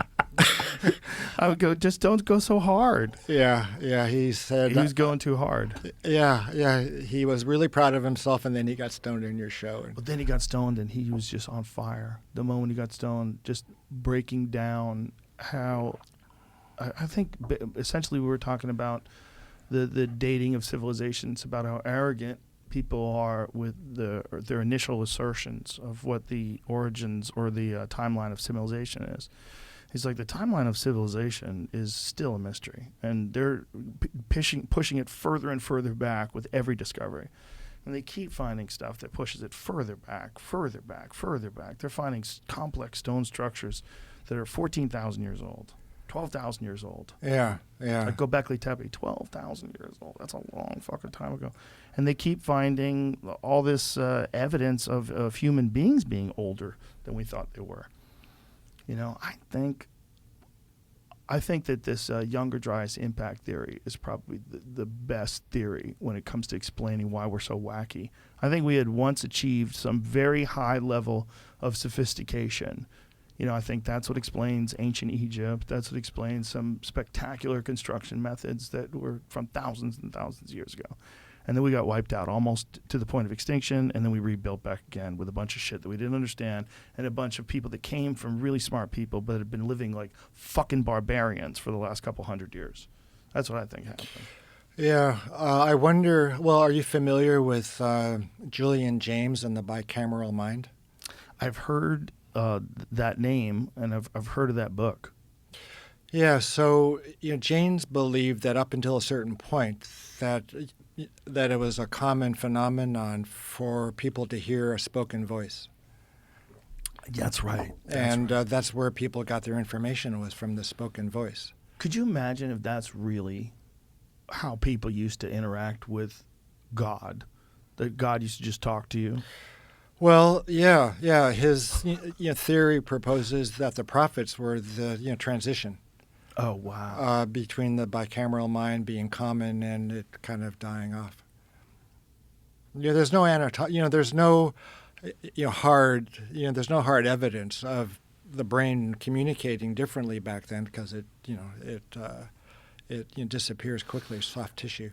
What do you think of Terence McKenna and Dennis McKenna's theory about monkeys eating psilocybin? Does that make sense to you? It makes sense. Yeah. If you don't tell people what the idea is, that the grasslands that the rainforest receded into grasslands, and the monkeys came down. They started experimenting with new food, and they found psilocybin. Right. Mm-hmm. Right. Yeah, but these compounds, psychedelics stimulate the growth of new neurons, right. Neurogenesis, and also stimulate the complexity and number of connections among neurons. That's called neuroplasticity. So it could be that there were neuroplastic effects in the monkeys that were using psilocybin. That would be an explanation of how there would be an evolution of consciousness, which would be passed on and continue. One of the big fun theories that people like to talk about when it comes to human beings, people that are like alien enthusiasts, they like to say, well, human beings are the product of some sort of accelerated evolution. So that the aliens came down here and they ran experiments with these primal people and converted them into modern people. Yeah, we can get some of that. Yeah. But the question is, maybe that's what mushrooms are. Like, maybe that's what that means. You're consuming something that gives you this entirely alien experience. It's causing neuroplasticity. It's causing neurogenesis. It's making you more creative. It makes you have a better ability to see motion, right? Doesn't it aid in visual acuity? Acuity, it does, yeah, and sensitivity too. And the ability to detect parallel lines moving. There was someone who did that study. There was a straight scientist who did this study where they gave people psilocybin and they showed them parallel lines, and as they're moving off parallel, that the people on psilocybin could see it way quicker. Yeah. Well, the question is whether those traits can be passed on to the next generation. That's what's called Lamarckian, transmission. It's called epigenetics now. Activation of certain genes can be passed on hereditarily. So it could be that the increase in neuroplasticity and neurogenesis is passed on.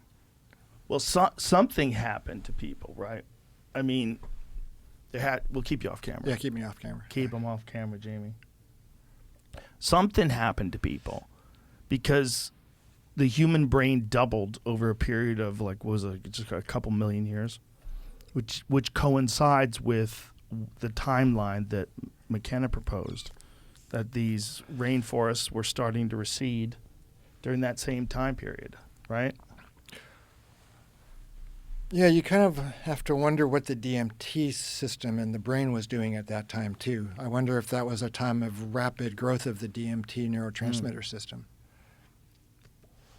Yeah, and what was the natural state of DMT back then, too? I mean, one of the things that I would imagine is that people who have to live like a very hard scrabble hunter-gatherer life.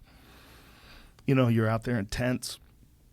You're trying to protect your children from predators. You're living this like very tuned in to everything around you life. It's probably a very, very different experience in terms of just how they perceive the world itself, how they perceive reality. Because one of the things that has to it seems like it kind of has to happen as things get safer and easier, you get less of a concern and a fear of danger. And so your ability to detect danger kind of atrophies. Whereas someone who lived at the beginning of human civilization would have been like just a super intelligent animal almost. Right. You know, like just tuned into everything. Just like animals are, like if you go snap a twig near a deer and their heads spin around, you know, bear smells you from fucking 3 football fields away. That's normal for them. We maybe had like a better sense of the world around us. I mean, think about how bad our senses are. Our noses are terrible. They barely do anything. Like maybe they were like really good at one point in time and we just didn't need them anymore and it atrophied. You know, if you had a wolf that was near you and you could smell it, you know, that would be a very good thing to stay alive. Well, they can smell you. I bet you used to be able to smell them, but we've been living in houses for so long. Well, the brain, the olfactory centers in the brain are the oldest, perceptual centers in the brain. Really? Yeah, so obviously... They could smell before they could see? If they're the oldest? Well, if you smell things, it'll stimulate memories. Yeah. So that's not the case with other senses. There's a connection between the olfactory sense and memory, which is the strongest among the senses.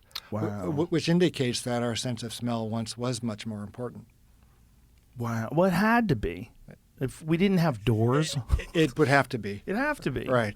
You have to be able to smell things, hear things. You have to be able to feel the vibrations on the ground of something running at you so you can get a jump at it.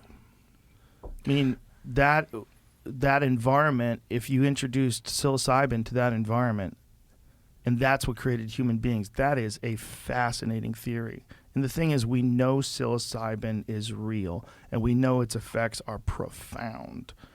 And so to dismiss it as being what happened, I don't think that's wise. I think there's a problem with what mushrooms are. It's like people think they're so silly. I'm tripping on mushrooms. It's so, you're doing something you shouldn't be doing. Like, oh, look at Todd. He's over there on mushrooms. But what it probably is some kind of a chemical gateway to some either state of mind or some other dimension. And if you gave that to some savage proto-hominid that was just living naked, running away from jaguars all the time, and this thing starts tripping and starts figuring out tools and starts figuring out how to make sounds to indicate different animals. Well, it's in a direction. The effect of the psilocybin is in a direction. So that's an interesting thing to consider. Direction in what way? What do you mean by that? Well, towards increasing civilization, towards language, towards love as opposed to hatred. Let's say. Yeah, it would help them form tribes, especially if they were all doing it together. Well, so you'd then argue for an evolutionary advantage for hominids that were taking psilocybin. It gave them an advantage. At what point in time do you think people forgot that psilocybin was beneficial? And what were the steps to get people to not have access to that information anymore, not be aware of how long, for what an enormous history, people were consuming them? How long? There's turf. So look at the the major religious institutions, and they're stamping out psychedelic use in the indigenous world. If you could stamp out the states, then you kind of have the hegemony over those states, or you can promise them if you pray or if you're good or if you do various things. So there's politics involved, competing groups, those that used mushrooms probably and those who didn't. There would probably be some climactic and environmental ones too, that the range of the mushrooms was shrinking. Right, like some sort of climate change, and they were forced out of areas that used to grow them all the time, so they stopped using them, and they started taking alcohol and other things. It's just, since we know so much about them today, like in comparison to what people knew in the 50s and the 60s, like publicly we know so much more about them. So there's so much real scientific data out there. There's so many real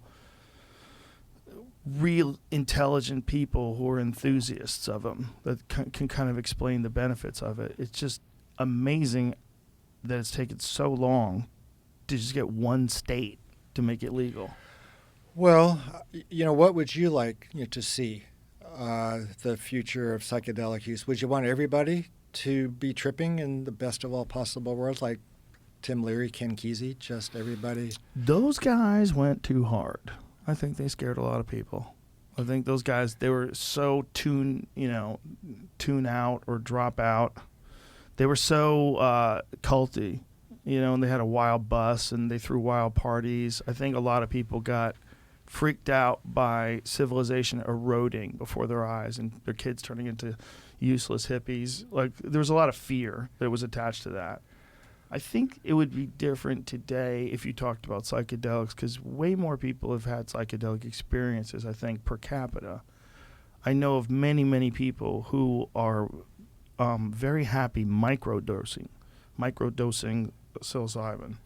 They just take a little bit here and there, and they really enjoy doing it that way. I wonder, is there some yearning for utopia?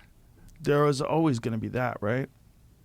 But there's also going to be an understanding that whatever that stuff does, it seems to encourage you to behave and think in a way that's better for everybody.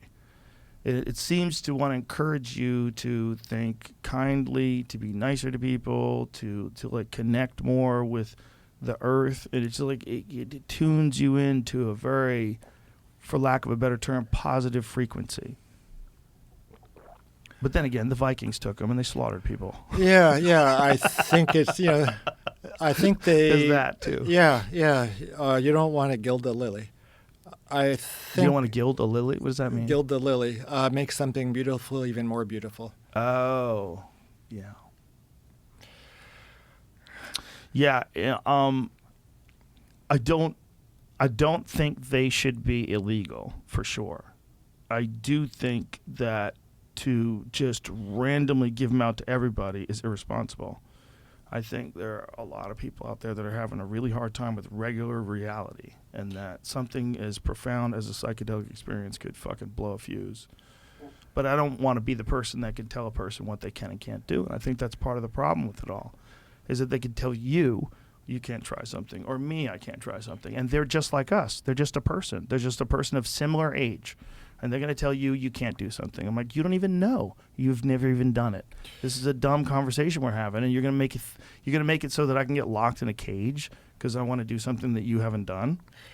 Well, the chairman of our ethics board at the university, when I presented these studies to him for the informed consent and what you would be doing with people, I bumped into him one day and said, "Man, I'm so grateful for how open-minded you are about this." And he said, "I'm not God. We're not playing God."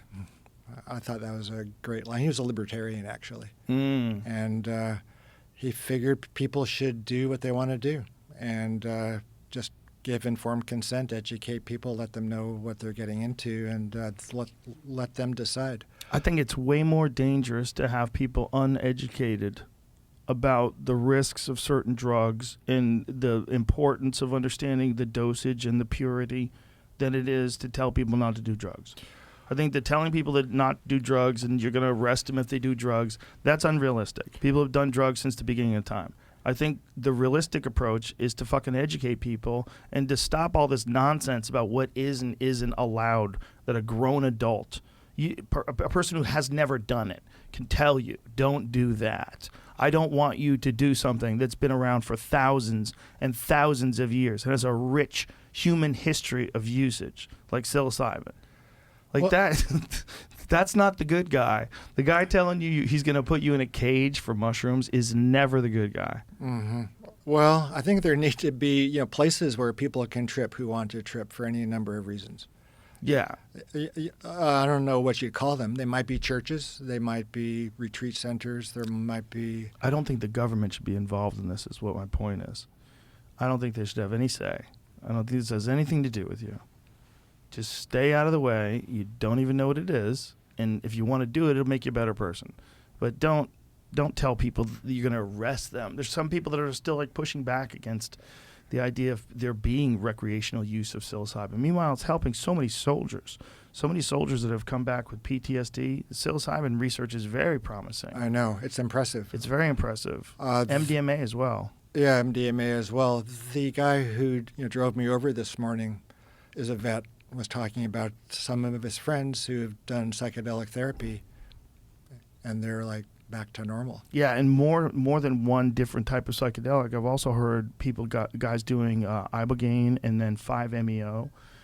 I've heard that there's some real success in doing that, but I've talked to people personally that have had psychedelic experiences that have just freed them of so much that they had from combat duty.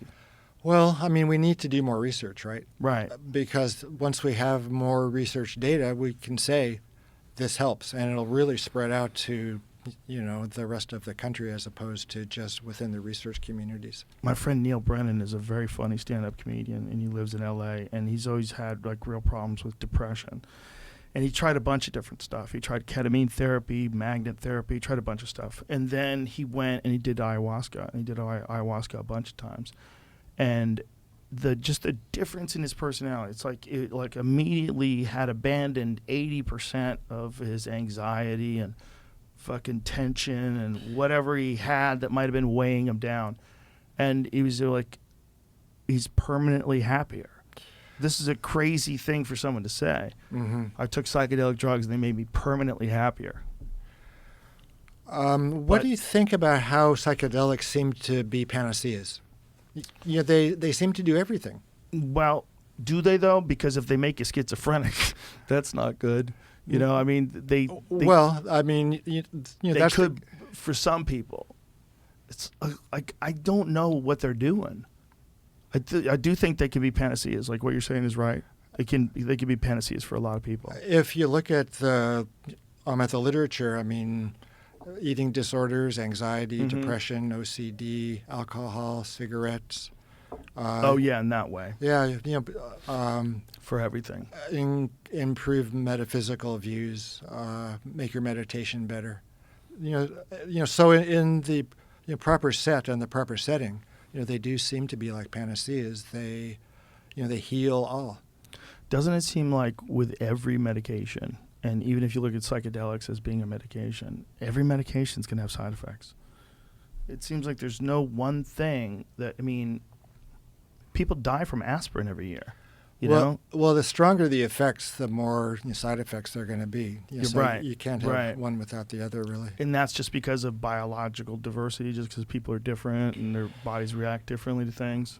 Well, the intensity of the pharmacological effect, if it's really like, chemotherapy, I mean, it can end the cancer, but it's just, rife with, toxicity too. I'm not sure why that would be the case. I think that's kind of just how things are in pharmacology. When you think about psilocybin as like a panacea to all these psychological disorders, what do you think is happening? Why do you think it's helping people quit drinking, quit smoking cigarettes, quit doing, gambling? There's a lot of different things that it seems to be helping people with. Mm-hmm. Well, one possibility is that suggestibility increases on psychedelics. You're more hypnotizable. Oh, so someone can program you like a Manchurian candidate. Or a researcher or a therapist who says, get better. Right. So Yeah. hopefully you got a good person programming you. Could you imagine if that's how we can create? Well, the Manchurian candidate story is interesting, because the belief was you could just, turn an everyday individual into an assassin. But you had to have those tendencies in the first place, either conscious or unconscious.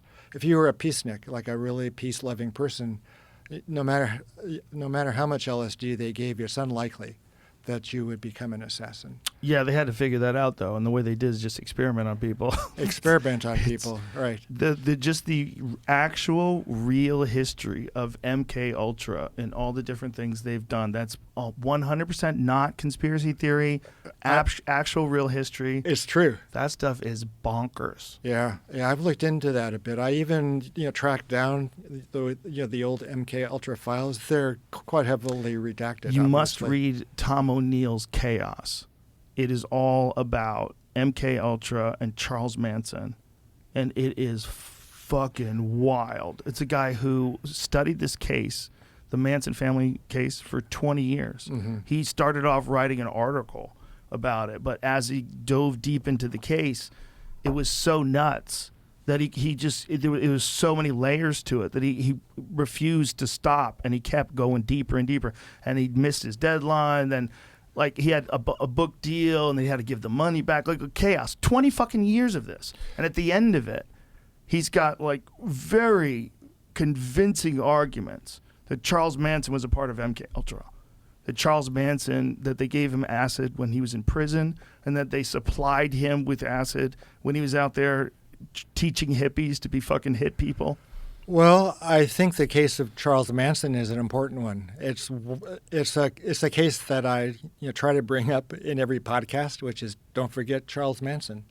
When it comes to acid. When it comes to psychedelics. Yeah. Because the drugs increase suggestibility, and depending on your environment, you'll be more suggestible to what's around you. Right, and if you got someone who's already a charismatic con man, and you catch him in prison and dose him up with acid, and you run what better person to run a study on than a charismatic, lifelong criminal, and just dose him up with acid and give him a sense of delusions of grandeur, and then also, every time he gets arrested, get him out of jail. And that's what the book is about. It's a very strange story. The book is wild because Tom is, it's very thoroughly researched.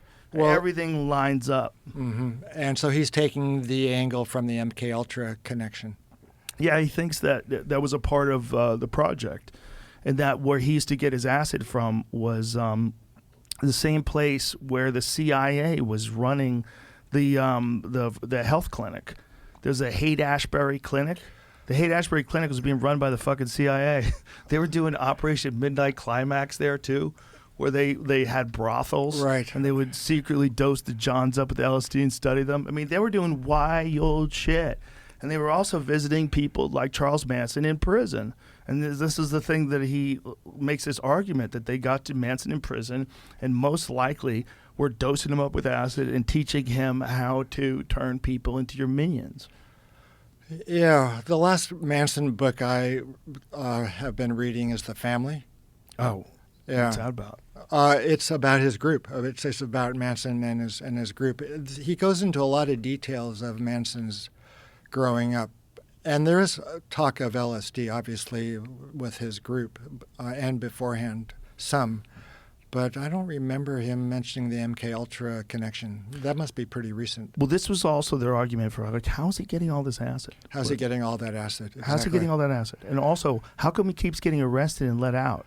And how come the sheriffs who arrest him say that it's above their pay grade? And they were told it's above their pay grade. Yeah. And they have to let out this fucking psychopath who's supposed to be, you're supposed to be in fucking jail. He broke his parole. Yeah. That's quite a seedy chapter in psychedelic work. It is a really wild book because it's so thoughtfully and thoroughly done. I mean, it took 20 years for him to do it. But that was a absolute part of the history of this country, is that they performed tests on unwilling subjects. They just dosed people up and studied them. Yeah. Well, that's the reason now you need what's like an airtight informed consent. You know, they did that with Ted Kaczynski, the Unabomber. He was a part of the Harvard studies where they're giving him LSD. Mm-hmm. Yeah. So it isn't that you just take LSD and you're cool. No, not at all. Not at all. I mean, I think we can't stress that enough, right? That's the point I make in my book, actually, over and over is, you should know what you're getting into and prepare yourself. And this is the second book, not Joseph Levy Escapes Death. No, not that one. But the Psychedelic Handbook. Yeah, just released today. Yeah, the longest chapter in there is How to Trip. It says a practical guide to psilocybin, LSD, ketamine, MDMA, and DMT ayahuasca. Rick Strassman, MD, available now. Did you do the audio for this? Not yet. Are you going to do it? You should do it, your own voice. Come on, man. Yeah, it just came out today. So I think people would like to hear it in your own voice if you're willing to do it. It's a lot of time, though. Quite a few authors do that. Yes. Yeah. I like it when they do it. Yeah. I don't like it when someone reads somebody else's stuff. Especially if someone is good at talking. Yeah, I've never considered it. Well, that's not true. I've considered it but quickly dismissed it. But I will think about it some more. Yeah, you should, because I think people would enjoy it if it was in your words with your voice. It was a fun book to write. I mean, I had to really bone up on the latest research. I mean, I thought I was current, but man, the last couple of years, it's really hard to keep up. When you did your very first patients, did anything surprise you? Like when you put the very first people under, had any of them had any psychedelic experience? Yeah, the group had to be psychedelic experienced. I only studied psychedelic experienced people. That's good, brisk. Right? Yeah, it was for a couple of reasons. One was the risk that if they had a hard time, they would know how to get back. Right. And also, I figured they would be giving better descriptions of the experience. Right, they wouldn't be so blown away. Right, and the third reason was that if they started abusing psychedelics, they couldn't blame me because they had already been taking them. Oh, that's very clever. Yeah. Yeah, you have to do it that way, though. Yeah, it was a real straight-on study. I mean, we really made sure to anticipate any objections. Did anything surprise you about the first batch of test subjects and their experiences? Yeah. The first intravenous studies we did, we overdosed 2 people. What? Yeah, we gave them too much DMT. Oh, no. Yeah, well, we started off at this dose and that dose, and I called FDA and said we're not quite there. And they said, well, you can go up, 2 or 3 times. And I figured, well, things are pretty easy so far. Let's go up 3 times. And it was way too much. Both people just couldn't remember anything. Really? Yeah, so we figured, okay, let's. How long did it last? Half hour, 20 minutes. And what did they say it was like? One guy described it as being thrown off a boat in the middle of a storm and ending up in the water and just being thrashed about, completely helpless and terrified. And the other guy, he just retched. And he didn't remember much, so we figured that was too much. Yeah, so then we settled on a pretty stiff dose. It's the biggest dose still in use, or smaller doses are being used now currently. So far nobody has gotten up, to our, to the high doses of DMT that we gave. And when you were giving them, was the experience uniform that they described? Mostly. Really? Yeah, mostly. One person was completely unresponsive to it. Well, like your story of THC. Can I ask you one more question before we do? Were they doing it simultaneously? No, everybody was just Did you do any where they did it simultaneously? No. I would be really interested in that. Why? Because of the telepathy thing with when they before they figured out telepathy was harmine, they were kind of call it telepathy because they had shared group telepathic experiences. Yeah. Well, David Luke in London, someplace in England. David Luke is a parapsychologist who's very interested in psychedelics. and he's done ESP studies with psychedelics. Yeah, and he's finding some promising data that ESP, telepathy, is enhanced when both people are stoned. Because I've heard of people having conjoined experiences on ayahuasca before.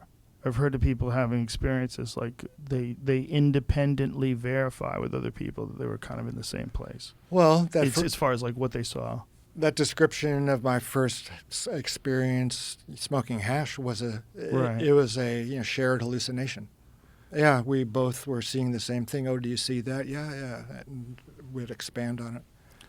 Yeah, it's just, what is it? What is that? What are those group minds? Those weird syncing of minds? Like, what does that mean? Like, what's happening there? Well, it seems that everything is contained in a field, and you can tap into that field in certain circumstances. So including your thoughts and my thoughts, and then we can link up. Yeah, my favorite science fiction writer is an Englishman. His name is Stapleton, and he wrote a book about 19 species of humans that evolved over 2 billion years. And the final species is able to experience population-wide telepathy. Oh, wow. Every 500 years or so, when things are just dialed in, and it would be what people would be looking for. These people would live 35,000 years because that was the necessary time to attain all of the knowledge that was out there, and they would spend all their time otherwise, trying to connect on a worldwide level. Wow. And it was every 500 years, every 1,000 years. It was a rare event, but everyone would sing and dance in that space. What do you think about the possibility of some sort of a technologically inspired or driven group telepathy?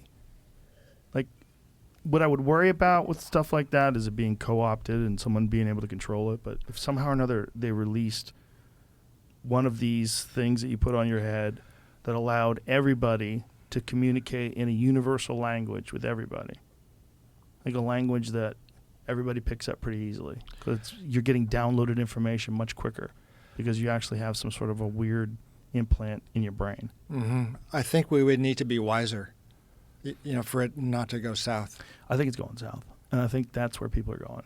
I think we are sliding down the mountaintop, holding onto our ass, and I think we're going to go right off. I think we're going right into cyborg land. Mm-hmm. Right, and because people are the way they are, there's no guarantee that it'll be for the good. Yeah, once you can read minds, it's going to be way harder to control people. It's going to be way harder to get people to buy into bullshit. You can't have propaganda anymore. There's like so many positives to it that a lot of people are just going to dive right in. But you're also never going to have privacy. You're going to live in this weird world of communication where people communicate with you non-locally with your mind. So what are you going to get spam? You're going to get spam texts in your brain. I get like 4 or 5 spam text messages a day. Like, do you need cash? Like, question is, fill us out now. Mm-hmm. I get 4 or 5 of those a day. You're probably going to get those from the whole world. You're going to have a hard time avoiding them if we're all like hyper connected. People are going to take advantage of it to try to sell Bitcoin and push NFTs. It's going to be... Well, I think you need to stay out of cell range if you can. There's going to be a way probably for people to opt out during the day, like shut off so you can work. Well, do you like Philip K. Dick? I really like that. There was one that they turned into a film. What was it? What was the Philip K. Dick book that they turned into a film? Well, there's Total Recall. Yeah, a lot of things just popped up. Total Recall. He did that too? There's Blade Minority Runner. Report, Scanner Darkly. Scanner Darkly. That's it. Yeah. Scanner Darkly's wild. Yeah, that's a great movie. Yeah, Scanner Darkly. That is a really fucking cool movie. Yeah, I like that. Yeah, it's like a wild, semi-animated movie. Yeah, it's called a rotoscope. Yeah. Yeah. That was fun. That was a cool fucking movie. Well, so Philip K. Dick has written a short novel. It's called The Three Stigmata of Palmer Eldritch. And it's about the competition between two psychedelic drugs. One's from Earth, and one's from one is from another star system. And the one from Earth, they're both these huge corporations that are making millions of tons of this psychedelic. The one that was created on Earth just puts people into the Perky Pat world, where things are really fun. Like there's this little figure Perky Pat, and you go into her house, and you wash dishes and you have parties. Weird Philip K. Dick stuff. And there's another psychedelic that comes from outer space, and it's really bad. You never really stop tripping, even though you think you have. So. Oh my God, that sounds terrible. Oh, it's a horror story. It's scarier than anything I'd ever read. So I think there's going to be this competition. There's going to like what's the most popular soft drink, or the most popular music. I think a state of consciousness is going to be kind of the turf that huge interests are battling over. Yeah. It's going to be interesting to see whether or not they can control it, and whether or not the technologists will allow it. Ultimately, it's like the people that put it out, whatever it is, like they have the ability to control it or not control it, depending upon like what stage it's at. But I feel like if it keeps going in the same general direction, the general direction is like about access to information. It's like more instantaneous. It's more accessible. Like there's only so much you could do to put a cork on that. If it really gets out. If it really gets to a universal language thing, the only way they're going to get people is if they figure out some sort of a digital currency, force people into a centralized digital currency, and then attach it to a social credit score system. And then, bam, you're living in China. Yeah. They could do that. They could trick people into doing that. But the other option is psychedelics. And I think if more people had positive, well-guided experiences, and not people with slippery grips on reality as it is, but I think you're at least going to get a sense that a percentage of the population is moving to a better state of mind, a better way of coexisting with other humans, not so angry, like more in awe and wonder about this whole thing, and with like a general attempt to be kinder because of it. Well, I think that the outcome of any individual psychedelic experience, is obviously the set and the setting. Mm-hmm. Who you are and what you want to get out of it, and right. your environment. So I think you really need to work on the set and the setting for positive outcomes. So I think that's kind of the task now, is to work out the best sets and settings. When you think about how good people always feel in nature, like nature is almost like the ultimate set and setting. I know, it's great. It's kind of like biologically enriching or something. Like you lay down in a beautiful hill and you look out at all the trees and the mountains. It's like, God, this is so beautiful just by itself. Right? Yeah. And then if you add psilocybin to those experiences, it's like, the ones I've had have been like extra, like filled with awe, like extra. You feel connected to all the trees and the grass, and the dirt seems alive. And mm-hmm. I think that also, though, sometimes you'll need to be indoors. Like if you're smoking DMT, let's say. Oh yeah. Yeah. You should be want on to a couch. Yeah, as opposed to the field or something. Have you seen anybody black out and fall down on it?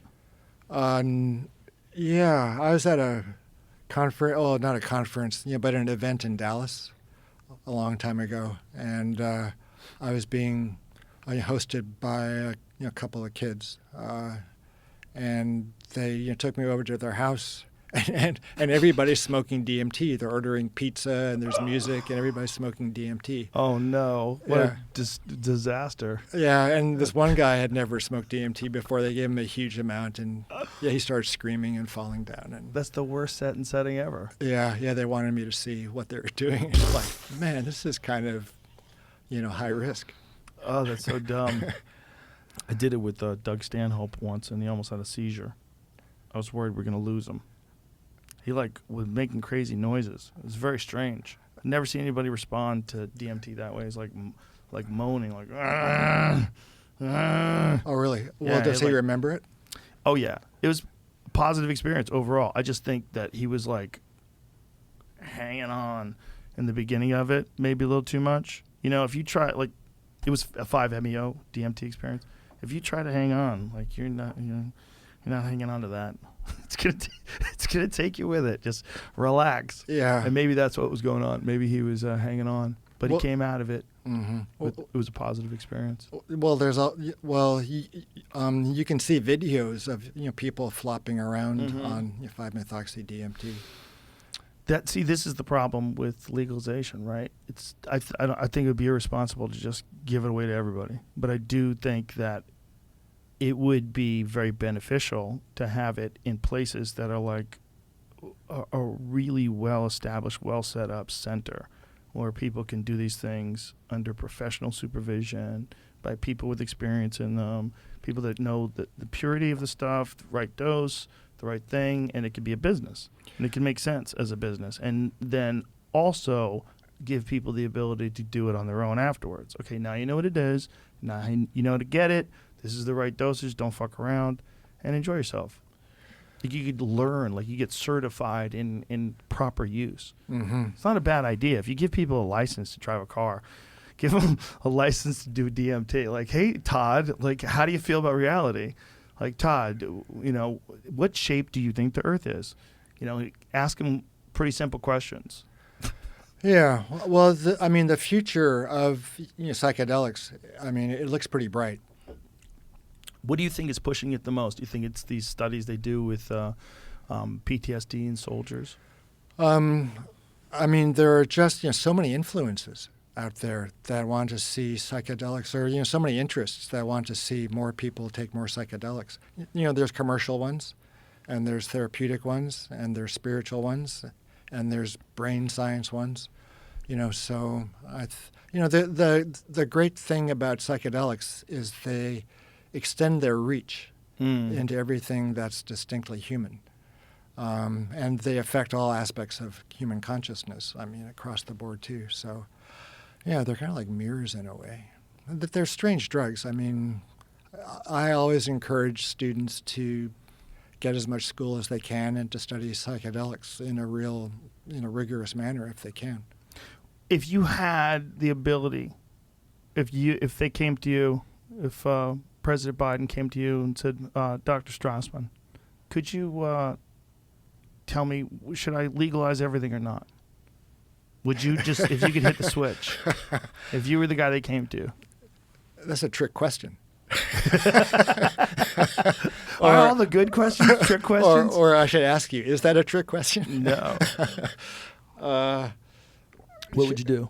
Well, I'd say it's complicated.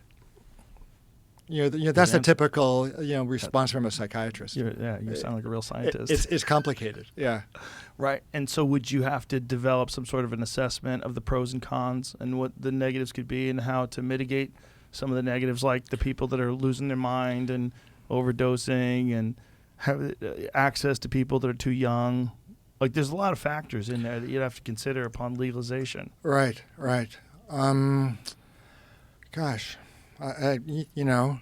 It's like a multi-pronged approach. Education and the organizations, and have to get the church on board. Yeah. Or at least, you're not against what's happening. So your experience with you had some experience with one of those churches, because I remember you telling me this story about what it was like to go visit them, and they're wearing golf shirts and doing ayahuasca. Well, the UDV is pretty straight. The ceremonies take place under lights, like in a big room, and you sit in a chair, and there's somebody leading the ceremony. It's like a church ceremony. So when you say straight, you mean like a regular church, but they also do psychedelics. Like they don't seem to be hippies at all. They seem. I mean, they really emphasize being a good family member and a good contributor to society. So it's like a Christian church in that way. And how often are they having these psychedelic experiences? Generally twice a month, usually a little more. Wow. They would be fascinating people to study. Yeah, well, they're being studied. Are they? Yeah. There's a lot of information about the effects of participation in the churches in Brazil, and some in the U.S., but especially Brazil, because that's where they both. Netflix should get on board with that. Because that could be like a whole series. Yeah. To study these people and study the effect. That actually is a fascinating idea for a series, because what they're doing is really profound if it's working. Like if they someone should find out is this really a harmonious society? Are they really happier? Yeah. They've been studying members of these ayahuasca using churches for a long time, for decades now. And what is their conclusion? The kids are healthier, and the less drug abuse, less alcoholism, less depression, better quality of life. It's quite impressive. It makes sense. It makes sense if you've had experiences yourself and you understand the impact that it could have if you attached it to a structure like religion. It's quite structured, yeah. They're into God, they're into Jesus, they're into the Bible, they're into Solomon. So the ethical teachings, which are part of the Bible, part of a spiritual system. Do they have certain passages that they recite while they trip or before they trip? Not that I remember. Do they come back with some sort of an experience? It seems like biblical experiences. Their story of the beginning of the church relates to King Solomon. So there's references to King Solomon. They do refer to the Bible. I'm thinking about it, as most Christians do. Protestants anyway Right. are pretty familiar with the Bible. So they know text. Did they come back? What are they experiencing? Are they experiencing a standard ayahuasca?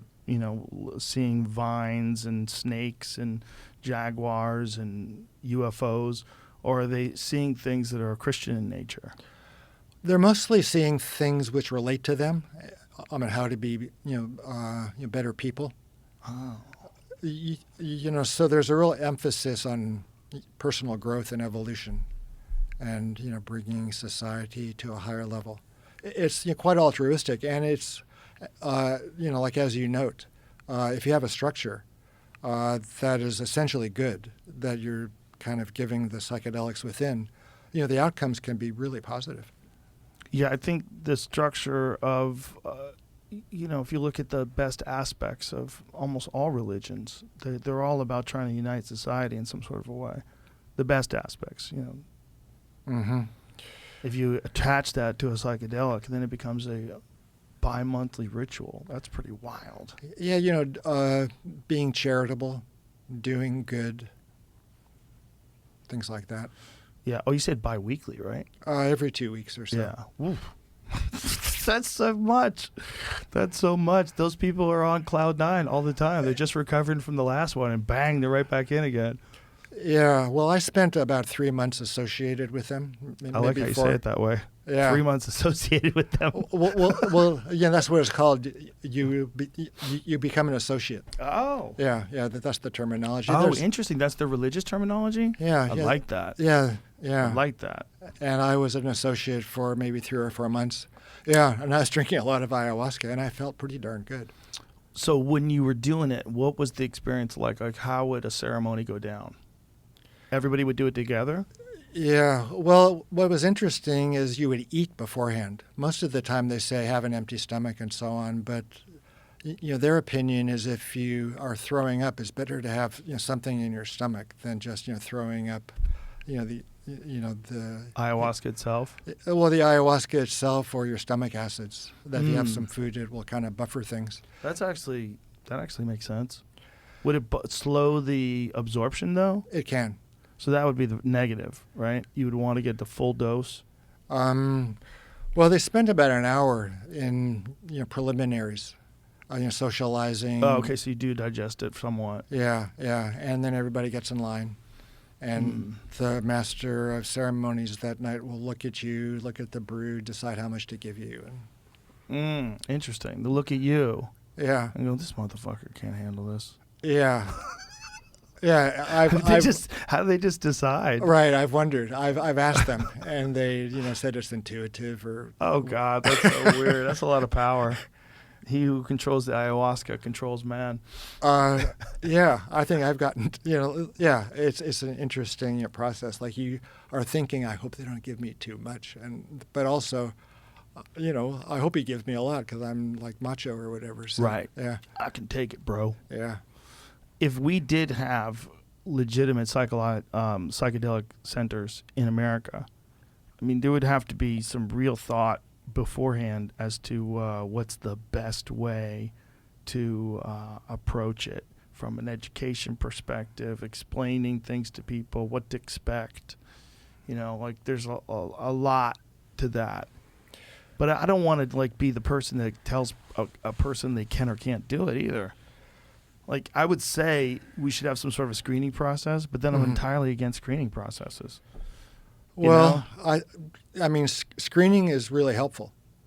Sure. Yeah. But I don't like the idea that someone can someone can control whether or not people do or don't do it, because it could get slippery. That could get weird. Someone could come up with more and more reasons to not give. Maybe you have the wrong political persuasion, or they've labeled you a terrorist because you don't believe in taxes or whatever. Okay. Now you can't do it anymore. Yeah, the screening idea I was thinking of was screening research people. Oh. Yeah. Right. You have to screen, and even then, when you're screening people who participate in research studies, there's no guarantee they won't have problems. Oh, for sure. I meant for the general public, screening people in terms of being able to not give it to people with legitimate mental illness. Yeah. How would you stop that if someone's, It would be like any other, drug, I think. Like if you've got an allergy to a medication, you're screened out of getting that. You're screened out of getting that medication. Right, but we'd have to alert people to it and then tell them not to do it. Well, yeah, it's like a huge multi-level process of organization. It's almost like the NIH ought to start a division, maybe, of psychedelic medicine. Yeah, well, it's not a bad idea. I think over time we're going to find more and more people are interested in it because it's not as stigmatized as it was. There was such a stigma attached to psychedelics when I was in high school. I mean, psychedelics were for idiots. If you're doing psychedelics, you're trying to blow your brains out, like that guy from The Who. Yeah. Well, so when was that you were in high school? Or Pink Floyd, right? Pink Floyd, yeah, the Crazy Diamond. Yeah. This was 1981. It was my first year in high school. Oh, really? So that was, like the peak of the DARE stuff? Exactly. Yeah. That was the Reagan years. It was Just Say No, all that stuff. And for what I mean, if you go back to the 1960s, the Ken Kesey, Tim Leary stuff, and then you shoot just 20 years ahead, it's gone. There's nothing. In high schools and in colleges, people were more turned on to some of those things, but it wasn't overwhelmingly popular like it was just 20 years before. Yeah, even 10 years before. I mean, there were a lot of psychedelics on campus in the early 70s, mid-70s. So how did they put a fucking fire hose on all that? They didn't. Underground use stayed pretty much constant even during the war on drugs. Really? Yeah. Like for LSD. Well, what about for other things like psilocybin? Ayahuasca was not very popular back then, nor was DMT. You'd have to look at the specific survey, but they ask certain questions about certain drugs. And I think they probably had an LSD category and maybe psychedelics in general. Back then they really weren't looking at psilocybin. That's probably changed the last 5 or 10 years, though. What do you think is going to happen in terms of the way the country opens up, in terms of being able to do therapy on people with PTSD, and then ultimately, do you think we're going to see like some sort of a recreational usage in our lifetime, like federally? Hold that thought. And we're back again a few moments, ladies and gentlemen. But my question was, in our lifetime, do you think that we're ever going to see legalized psychedelics where people of consenting age? Mm-hmm.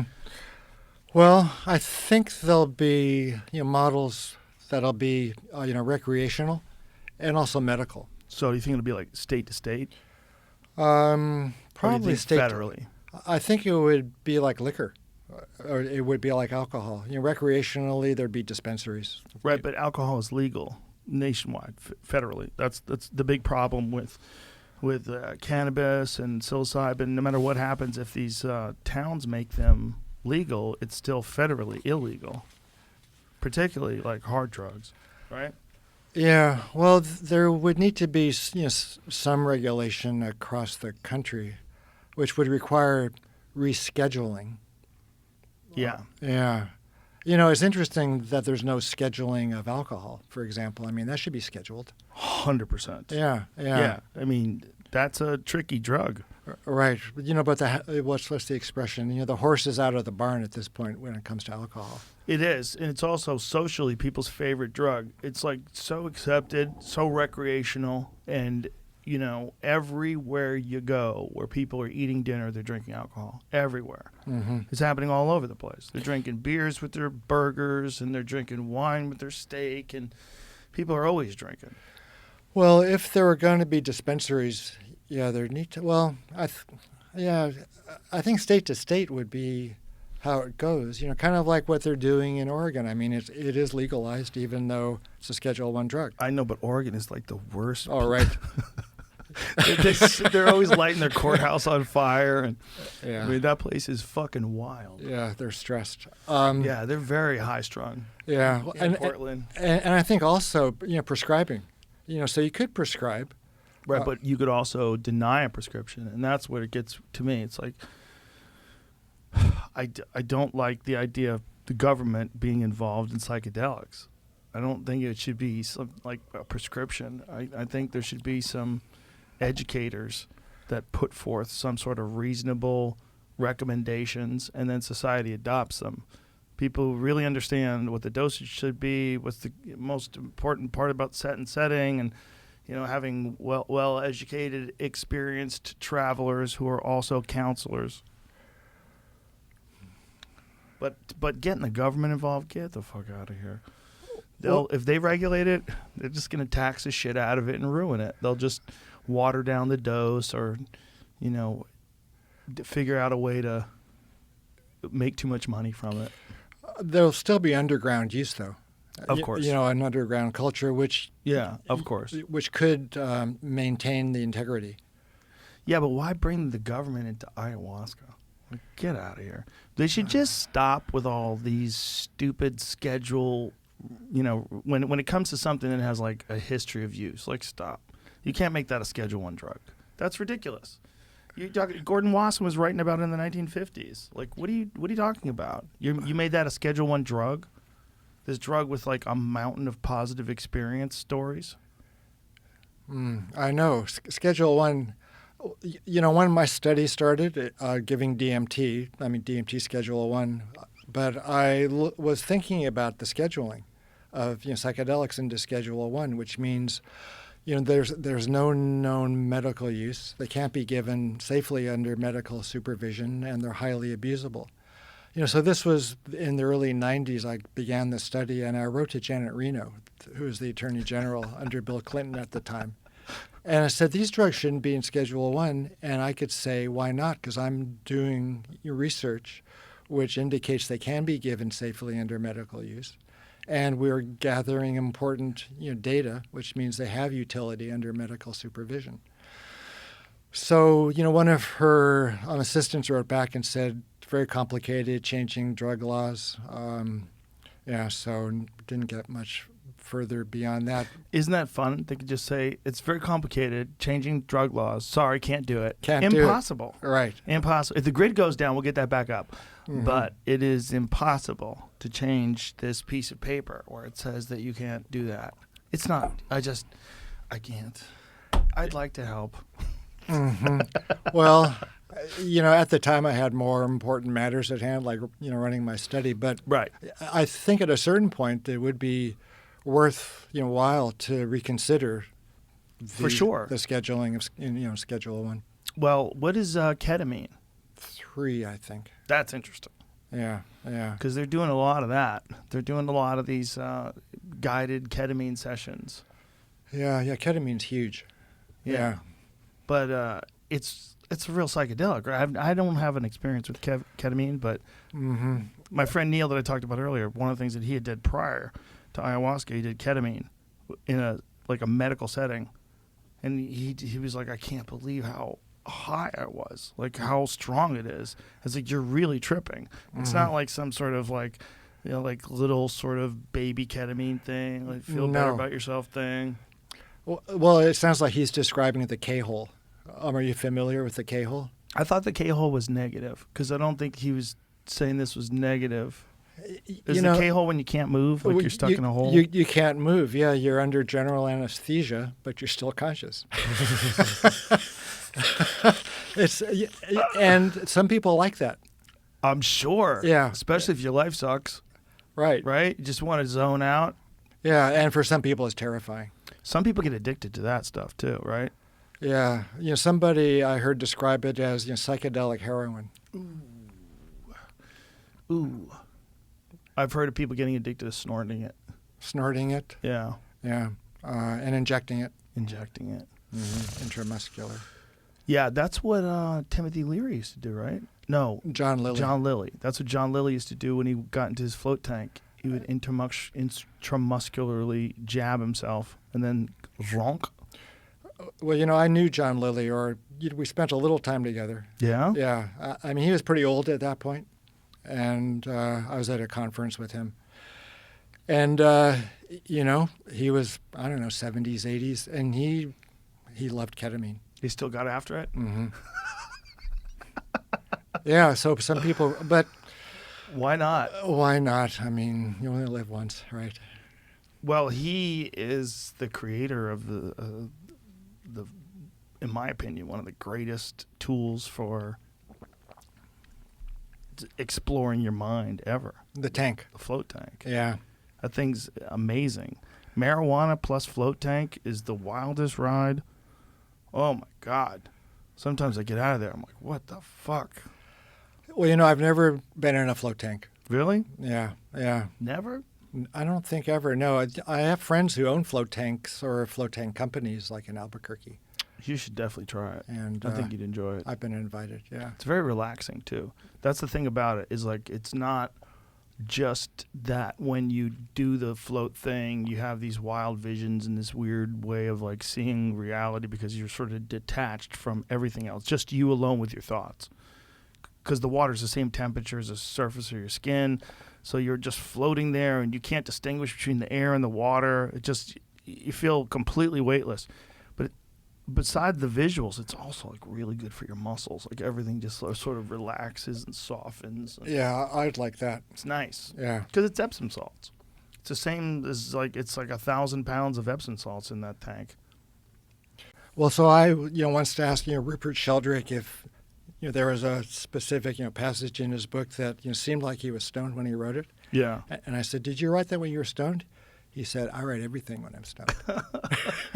Yeah. I pretty much do too. I write a lot of things not stoned, but they're not good. I mean, I've written some bits definitely sober. Like I came up with an idea sober and I wrote it down and it became a bit. But there's a thing that happens when I sit down in front of a keyboard when I'm high. Mm-hmm. It's like it almost like it opens up like a channel that I can't reach, and like I can tune into it. Mm-hmm. Like, shh, hey, here we are. So here's the ideas, and then like It's bizarre. yeah, it's weird. But it's true. Well, it's a strange form of creative enhancement that, as we were saying before, while we were allegedly smoking marijuana. Well, so I get stoned and I take pen in hand on a pad of paper, and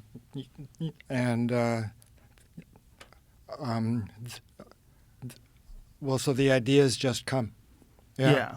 You really can't do editing stoned. Yeah, that seems like a sober task, right? Yeah, it's kind of, you have to think. You have to be critical. You just can't let stuff kind of flow. George Carlin had the opposite way of writing. He would write sober and then edit stoned. He would write his bits sober and then he'd punch him up stoned, make him funnier stoned. Yeah. Well, do you think you're funnier stoned? I don't know. When it comes to doing stand-up, it really is about your mood, I don't think you necessarily are funny or stoned. It's really about your mood. It's about the material. But being funny is really about how you feeling. If you feel funny. Yeah, you feel good too. You're having fun. That is funnier. That's like a state of mind. And then it's the material and how you deliver it. And you should, that's part of being quote unquote quote professional, right? Right. You're not really funny or stoned when you're doing it that way. But there's things that happen when you're stoned that wouldn't have happened when you're sober. That's the dilemma. Because sometimes, when you're stoned, you are on a subject, and then a new path appears. Why don't I go down there? And you just start talking about something that you never talked about before, and it turns out to be hilarious. Right. I think it really, loosens up, suppression or resistance. You can, I think it has an effect, clearly on short-term memory. Oh, for sure. And a detrimental effect. That's what's dangerous about it. Yeah. You need to be in the right place when you're that stoned to be that creative. Yeah. Are you recording this? Yeah, we good? Or do you want to not? This is interesting. Yeah, we were recording all of it. Yeah, okay, good. Yeah. Yeah, we were going to come back to, what was Rupert Sheldrake. Oh, okay, fine. We're going to start there. That's good. Yeah. Okay. Yeah, well, the first time I smoked hash, one of the things that really struck me was how I lost all self-criticism. Ooh. I was able to think things and feel things without any restrictions at all. And I think that's part of what occurs when you can't write, or if you have writer's block, is you're kind of criticizing yourself, like you're no good, or you can't write it, or you can't have any good ideas. And for me, anyway, that part of my inner dialogue goes away on pot. That's interesting. That's interesting that's what writer's block is in your eyes, too. I wonder if that is it. The self-criticism, a lot of people have a hard time enjoying themselves, right? They think of themselves in a bad light. Right. They don't like themselves, and they want to, get drunk or do something to escape. Yeah. Well, I think people take drugs a lot of time to escape. Yeah. Yeah. When I was working in this little town between Taos and Santa Fe called Española, really serious drug problems. And I would ask people, at least early on, to distinguish among the effects of the different drugs that they were on, like heroin or methamphetamine or paint or whatever. And they mostly said it just makes us not feel. All the drugs, each of the drugs would have the same effect, even though they're quite distinct pharmacologically, but they just wanted to stop feeling. One thing that psychedelics make you think is whenever there's some sort of a problem in this world in terms of a poor neighborhood with another shooting, like Chicago, south side of Chicago, or Baltimore, when you hear about these crazy things, how much money would it cost to fix that? And how much money do we just send over to other countries when we're finagling deals and hooking people up and fixing things? And I'm not talking even just about Ukraine. I'm talking about how much do we spend, period. How much would it cost to fix that? It doesn't seem like it would cost as much as arming other countries. It seems like if they had money for that and they didn't anticipate that, and then they had money for that, why didn't you fix that other stuff? Why didn't you fix? If you guys are really competent and Right. you really wanted a better country, wouldn't you want to fix all the places that are fucked up like that? There's been zero effort.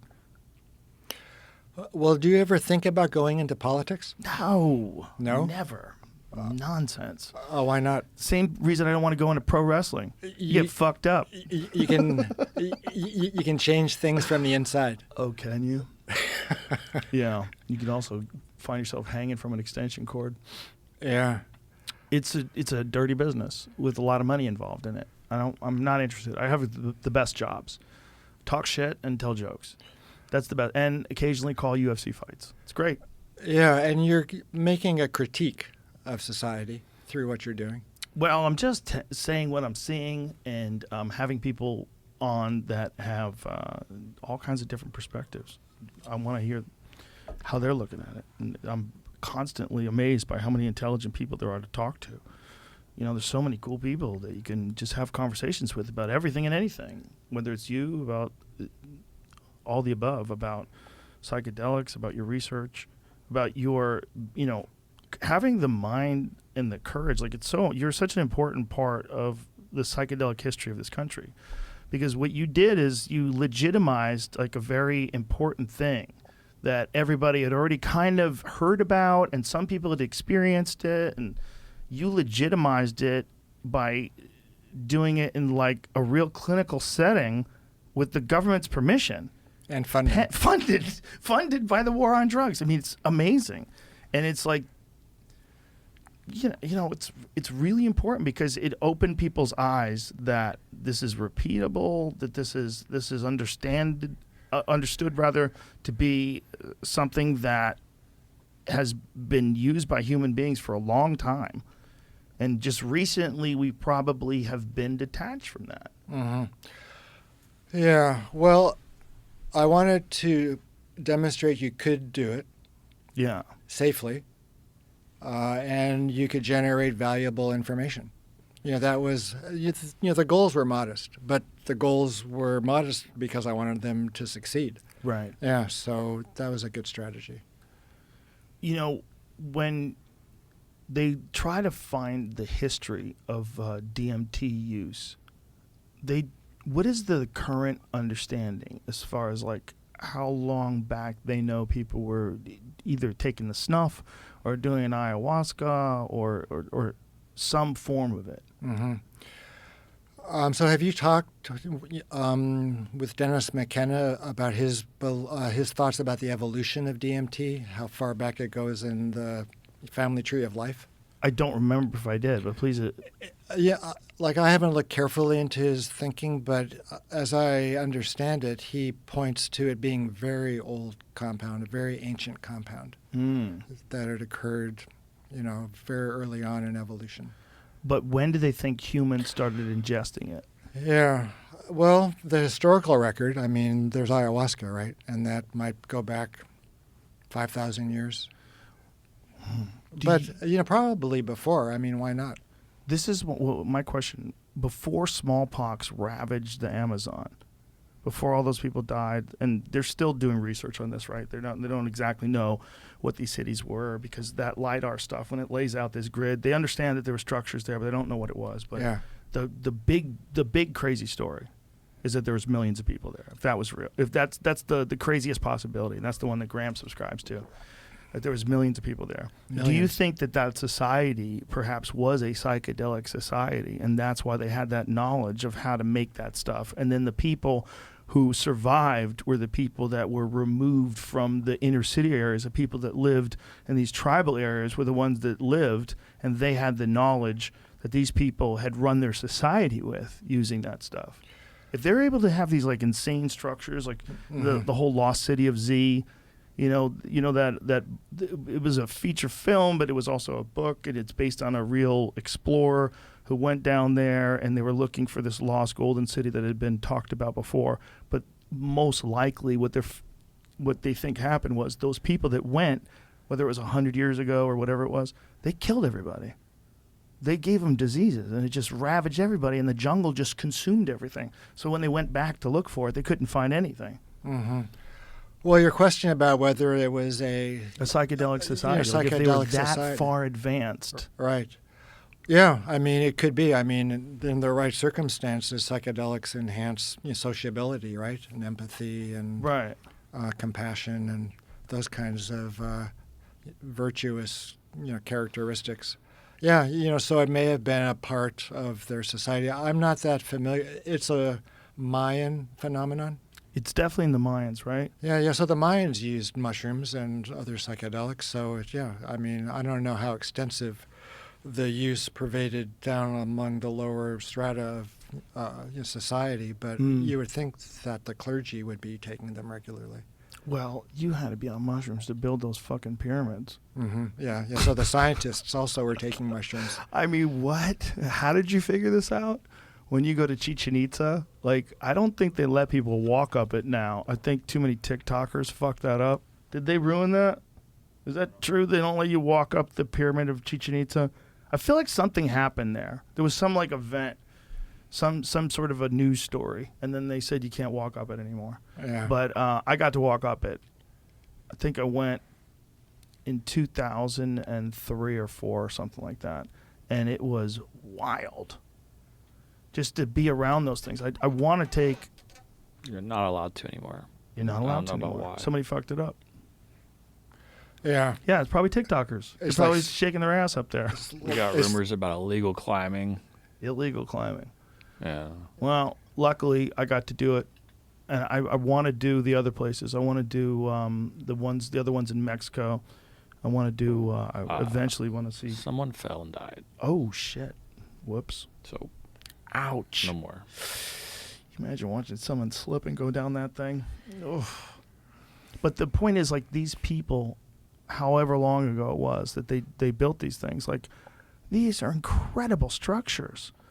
Incredible. Like, the way they're set up, they're so symmetrical and beautiful, and they have at the top of it like a place where they would put human bodies when they would do sacrifices on them. Mm-hmm. So you've got this, like, kind of creature that Yeah. has its legs bent and... Yeah. Well, you wonder if they came up with the architecture based on their visions of the geometric fractal-like visions. They may have modeled their buildings on some of those. That's entirely possible, right? What do you think led to them going... Why did they all go to sacrifices? What's that all about? So many of these, like, ancient cultures, they're like, we want to sacrifice. They kill people Right. on purpose.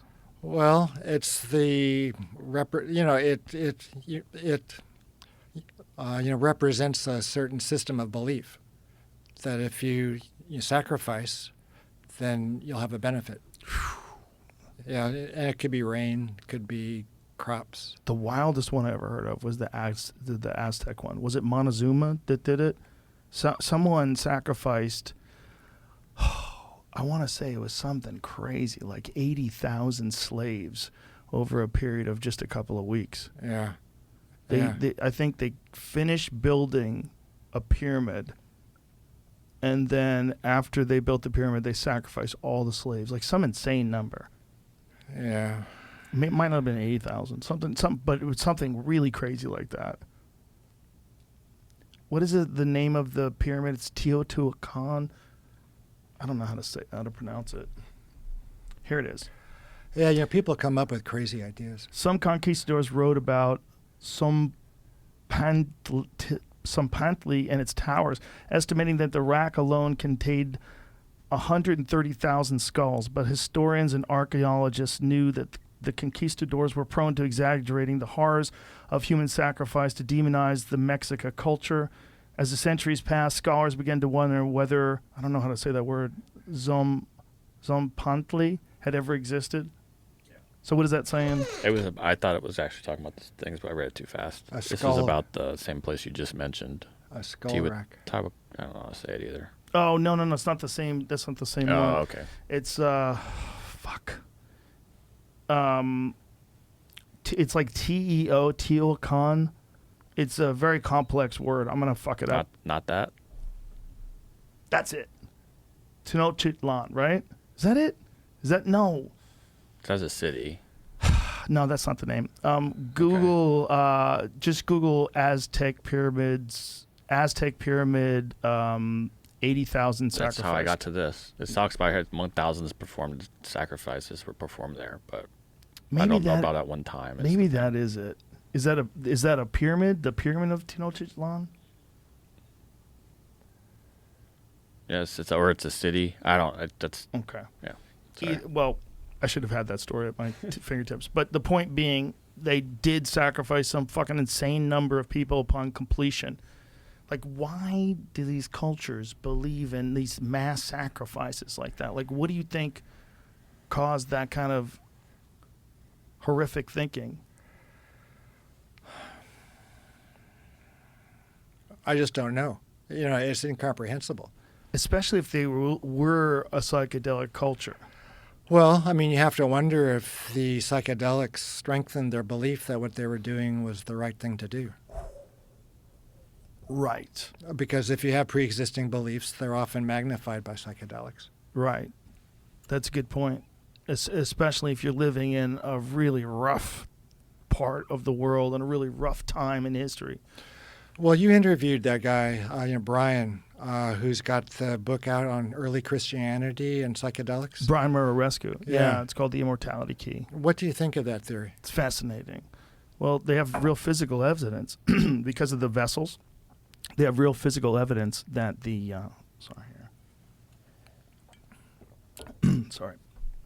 that there's some lysergic acid and some various ergots. Like there's some forms of ergot that they can find residue of inside the wine vessels. So these wine vessels weren't just wine. They were throwing in a bunch of psychedelic compounds into the wine, and that's what they did with all wine. And now that they have like physical evidence of these vessels that has trace elements of this psychedelic compound, they can be sure that this is what was going on. And this is why when they would talk about drinking wine and having these visions, and I mean, this is where democracy came from. These fucks invented democracy doing this, and they were probably all tripping balls. Yeah. So, what do you think that the relationship is between the Kaikian, for example, and early Christianity? That's the part I didn't quite understand. In what way didn't you understand it? Well, were the thoughts new that were induced by the Kaikian, or were they already there and the Kaikian just magnified them and made them more devoted to those ideas? That's interesting. Yeah. I don't know. I mean, we'd have to find the origin of all of their ideas, because it was such a incredible time period for people thinking things through and communicating and devising ways to live and saying things that to this day people quote as wise words. Oh, yeah, yeah. Well, our sacred literature is pretty old. Yeah. There's not much new. There's the Bible, there's the Greek philosophers. What did you think of those scholars from Israel that were connecting Moses' burning bush to DMT? Yeah, that's an interesting idea. Yeah, it's a psychologist, Benny Shannon. So he proposed that the burning bush was an acacia, and it was emitting fumes of DMT, and that's how Moses experienced, the vision of the angel speaking to him. I mean, it could be true, but it doesn't necessarily explain the broader phenomenon of the prophetic state, because it was only Moses that one time. It doesn't really explain Isaiah or Ezekiel or other prophets. Other prophets having experiences? Other prophets actually being exposed or taking an exogenous psychedelic agent.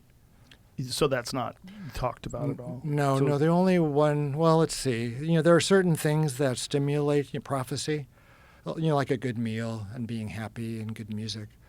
The manna maybe, some people have suggested the manna has got a lysergic acid ingredient, and that's why the Hebrews were experiencing their visions in the desert. But the only clear-cut, plant and person epiphany is Moses at the bush. Some people believe that the incense in the tabernacle or in the altar had cannabis in it. But there's not. Yeah, I've heard that before. Yeah. But the whole presence of endogenous DMT kind of makes it moot whether or not people took, plants or substances in the Bible or any of this old spiritual literature, because you have endogenous DMT. You've got the means to experience visions without taking anything in. Have you ever attempted to achieve visions without the use of the chemical? Like, have you ever attempted to do it through Kundalini yoga? Or because that's one way that I have talked to people that have had these experiences. They said you can get pretty damn close with yoga. Well, and with holotropic breathing too. Yeah. Have you done either one of those? I've done holotropic breathing. Yeah. Could you explain how that works? Yeah, the first time was very psychedelic. Well, you hyperventilate deep and long for as long as you can. Might be 5 minutes, might be 10 minutes, might be 15. When you say hyperventilating, like, what's the schedule internet? Like, how do you do it? Are you going, no, like, it's what are you doing? Very deep and very fast. Very deep and very fast. Okay. Yeah. And you do it, and your hands kind of spasm up from the changes in the acid-base balance. Really? Oh, yeah. Your you feel hand spasm? Yeah, your feet, your lips begin tingling. Should be sitting down when you're doing this? Oh, yeah, you need to be screened. Really? I mean, you need to make certain that your heart's in good shape and you're not on any medications that might interact badly with being that out of it. Yeah, it's a whole system. It's like tripping without drugs, and they've got a... How long do you do it for before you start to... 5 minutes, 10 minutes, or half hour. I mean, Wow. it just depends. You can snap into it real quickly, or it might take a long time. I wonder how much of that is what runner's high is. It could be. Well, so we studied, runner's high, for melatonin levels. Back in the 1980s and 1990s, there was a marathon Yeah. in the winter on Sandia Crest, which is like 10,000 feet to 10,000 feet.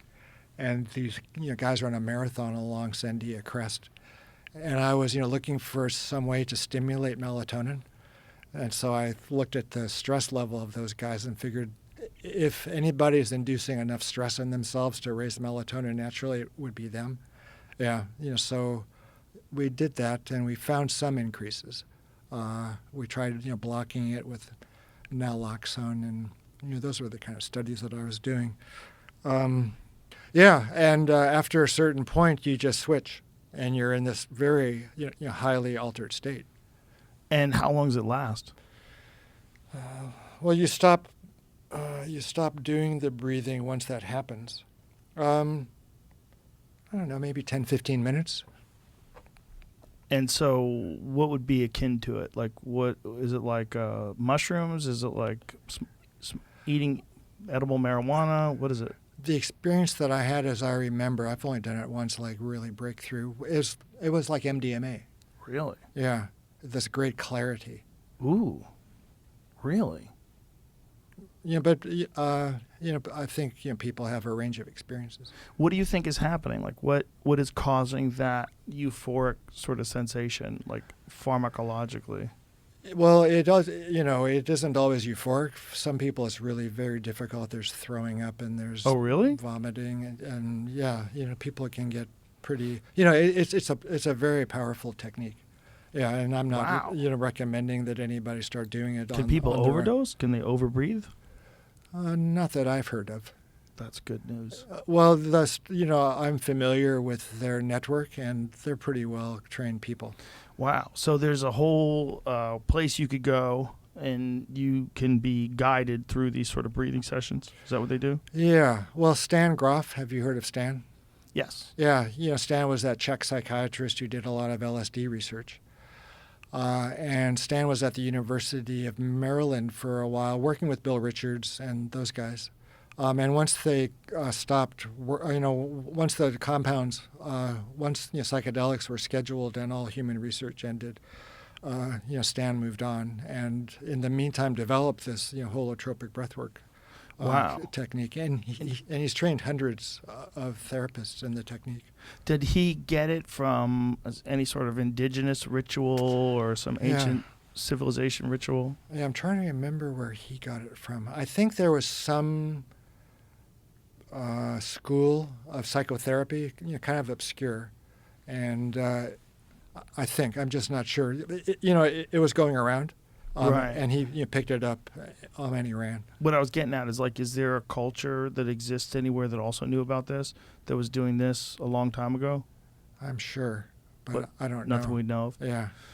I'm just real curious. Like, what was they say like ayahuasca is one of the first DMT experiences that people have had, but I wonder like how did they figure out how to put those two things together so you could just eat it? Well, if you ask them, they will tell you the plant stole them. Yeah. Yeah, but how that works? But how do they know? They weren't alive back then. Yeah. Shit's thousands of years old. That's nonsense. Well, it could be King Solomon. It could be. Yeah. I mean. It seems so wild that someone figured out how to combine one thing that has DMT in it and another thing that's an MAO inhibitor so that your body will just absorb it. Like that they figured that out in the jungle.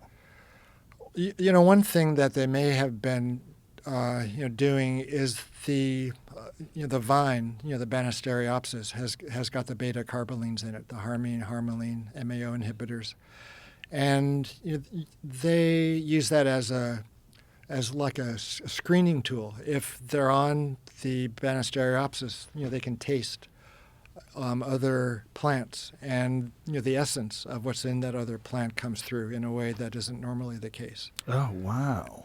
So they may have had their antennas up, so to speak, by being on the MAO inhibitor, beta carbolines all the while, and experimenting with what plants do what. Wow. So just by using that as, did you say, as like a regulator? Well, like radar or something. They can pick stuff up that otherwise is invisible. Within the plant. We gotta. I mean, animals must have something similar too, right? I mean, there's got to be a reason why they only eat specific types of grasses and avoid other ones. Mm-hmm. Is it just taste? Like, because I know that certain grasses and certain plants will actually change their flavor profile if they think like cows are eating them or if deers are eating them. Oh, really? That's interesting. Yeah. They said that about acacia.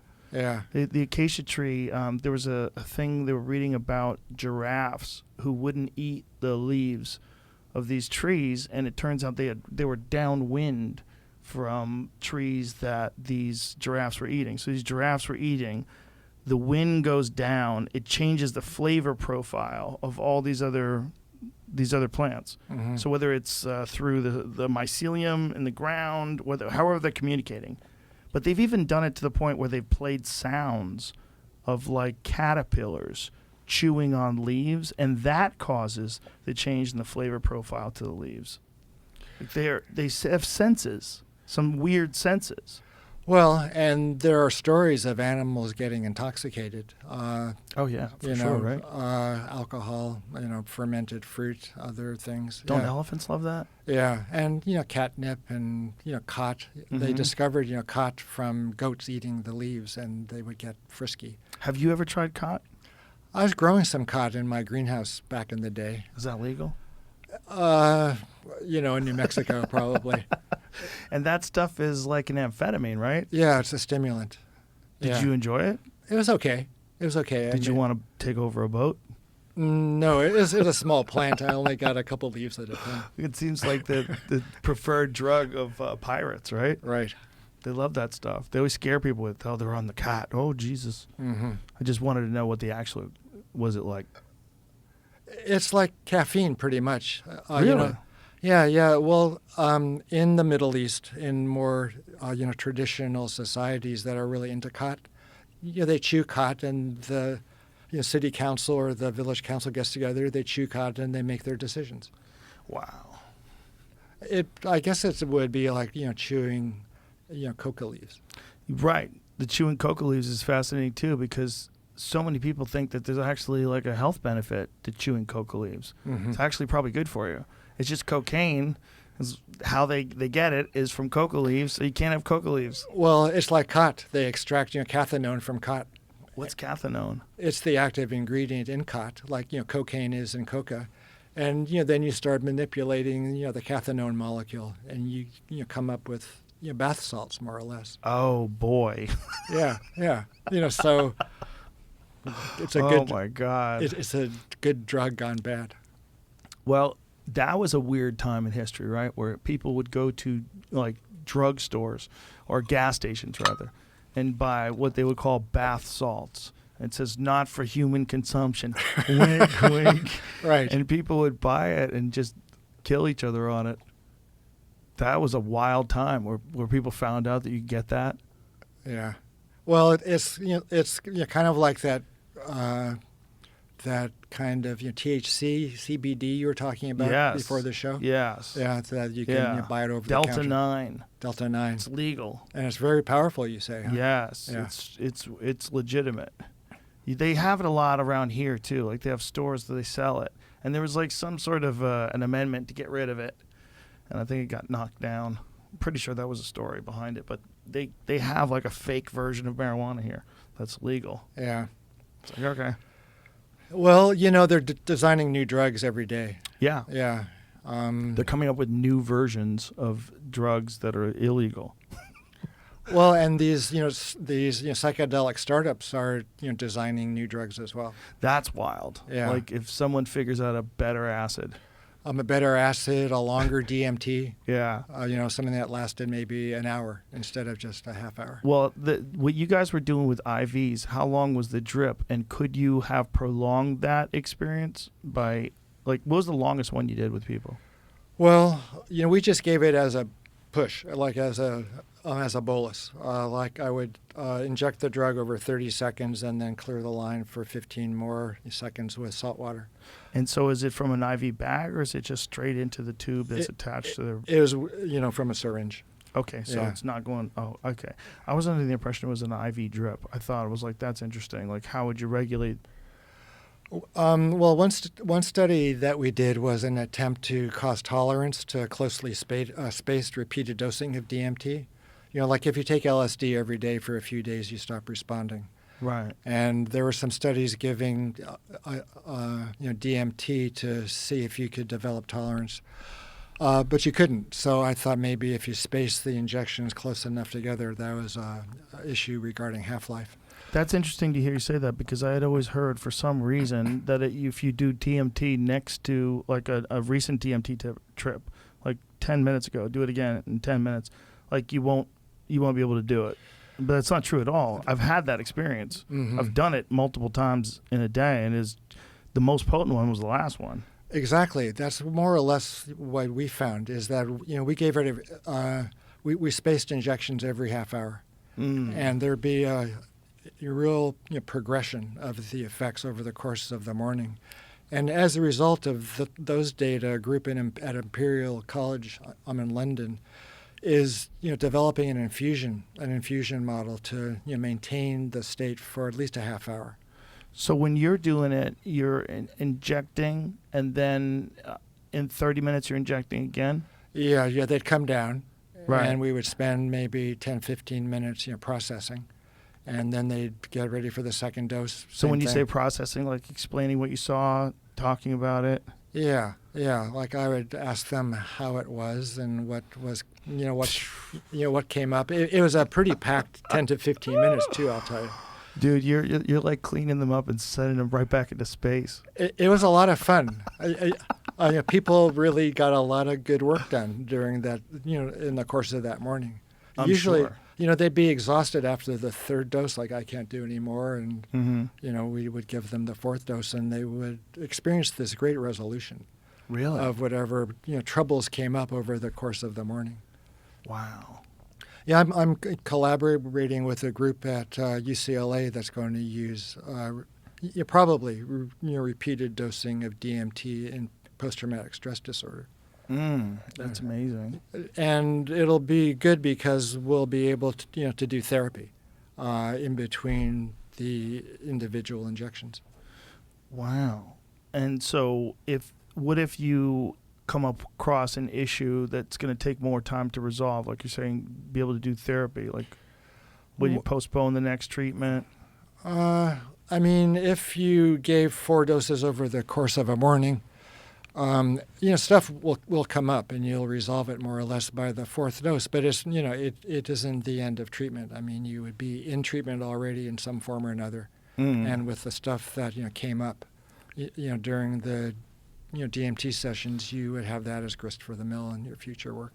What I was getting at was that, like, say if someone is having a bad experience, and say if they're doing this 4-dose thing, but they have a really bad experience around dose number 3, would you allow them to do dose 4, or would you have to have a conversation with them? Yeah, you'd have to ask them.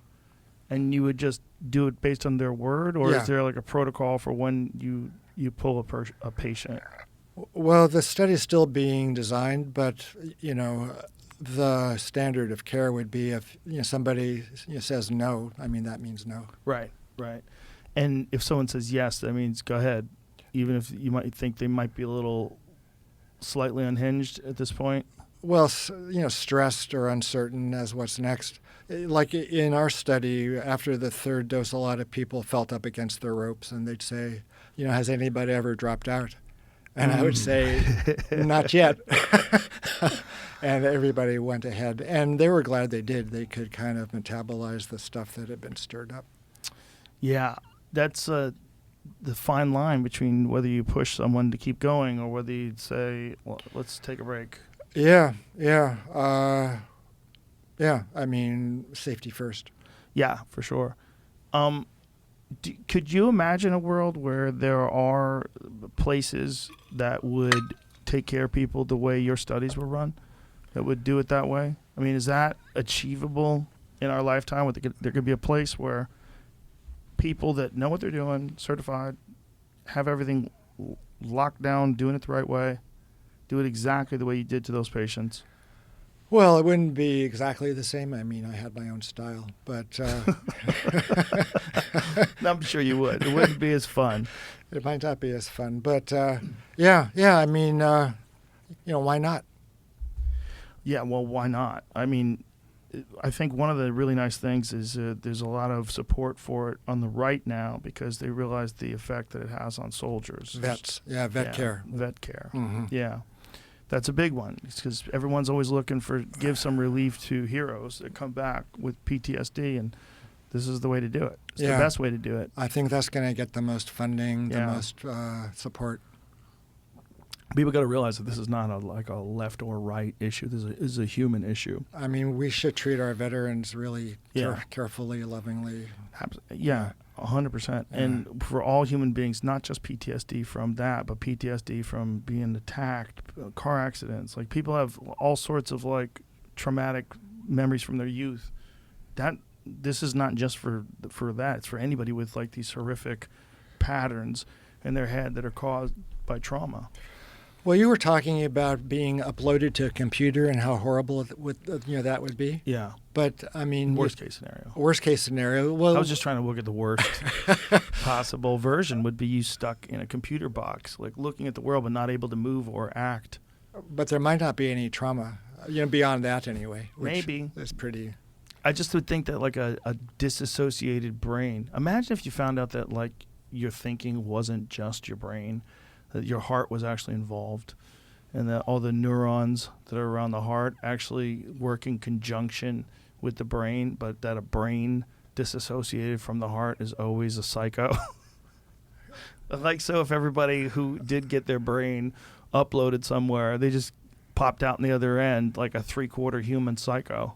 Yeah, well, so you're using the biology to support this philosophical idea. Sort of. Yeah. The philosophical idea is the most interesting because I think if people really do freeze their brain and they really do boot that sucker back up and you get drawn from heaven back into this earthly realm inside of a fish tank with a bunch of wires attached to you, you're floating in some super serum, fuck. Yeah, well, I mean, it could be great. Maybe.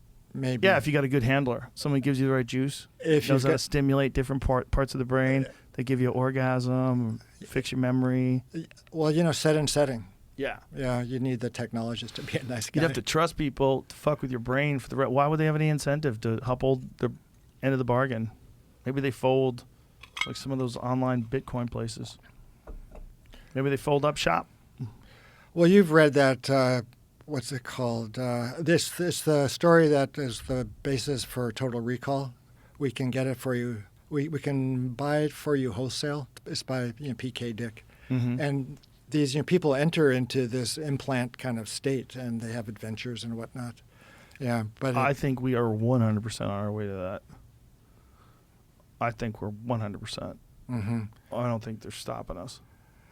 I think all they're going to have to do is continue with just a general, like, virtual reality was non-existent 20 years ago. Nobody gave a shit about virtual reality because the technology wasn't up to date. It wasn't something that got discussed.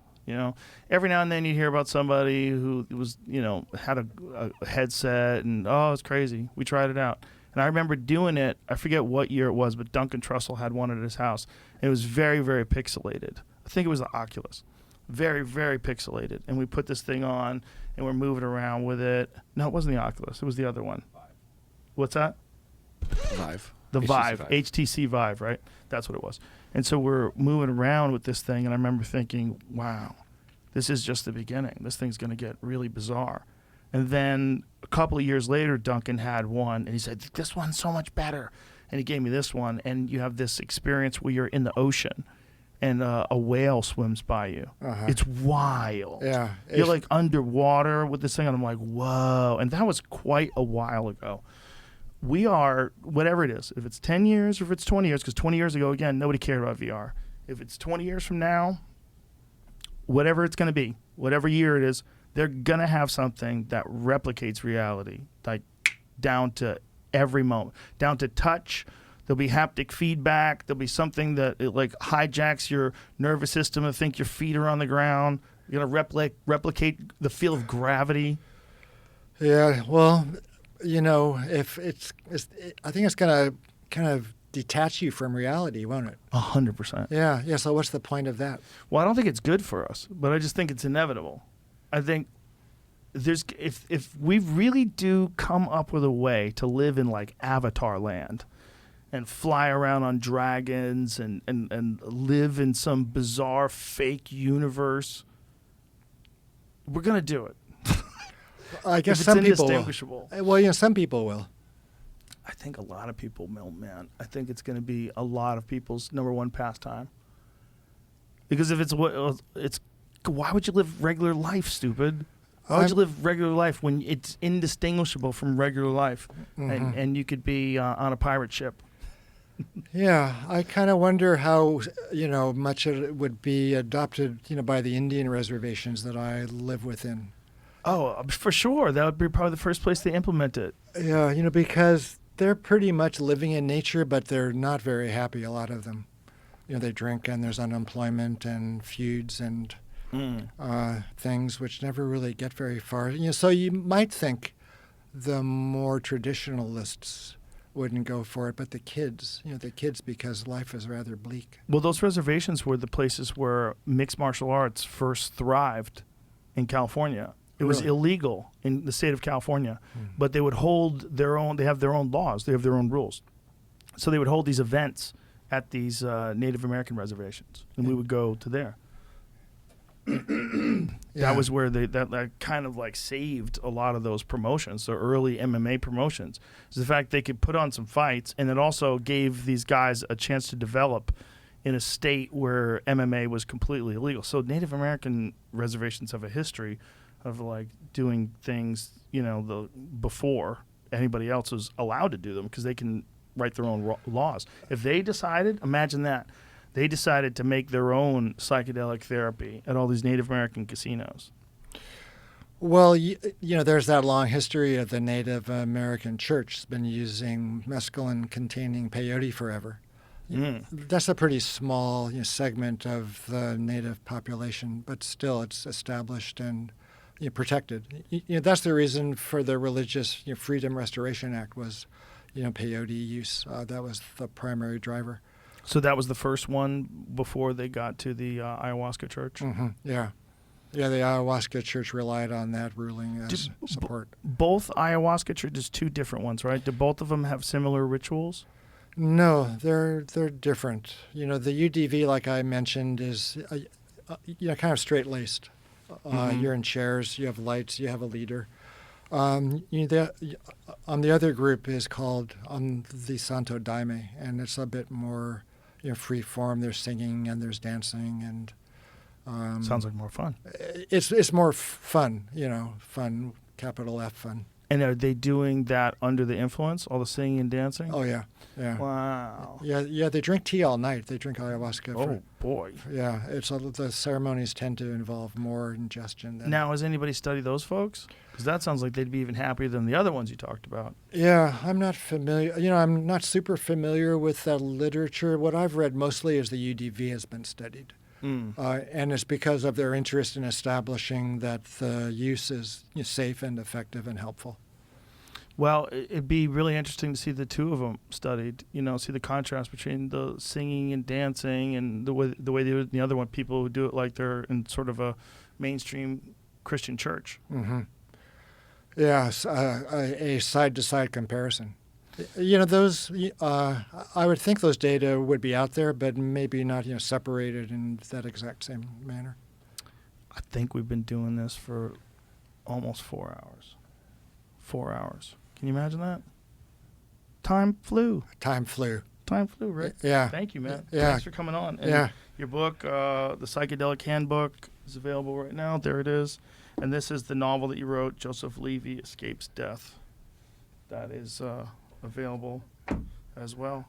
Well, you could read the comment by Graham, a disturbing and something or another's tale. Graham likes the Joseph Levy book. Well, if Graham likes it, I'm sure I'll like it too. Yeah, it's entertaining. I enjoyed talking to you, man. It was a lot of fun. Really was. It was great. I'm glad pleasure. we finally did it. Yeah, finally. Let's do it again. We do it again? Yeah. It was fun, right? I would like to do it again if you're up for it. Let's go. Yeah. All right. Thank you. Bye, everybody.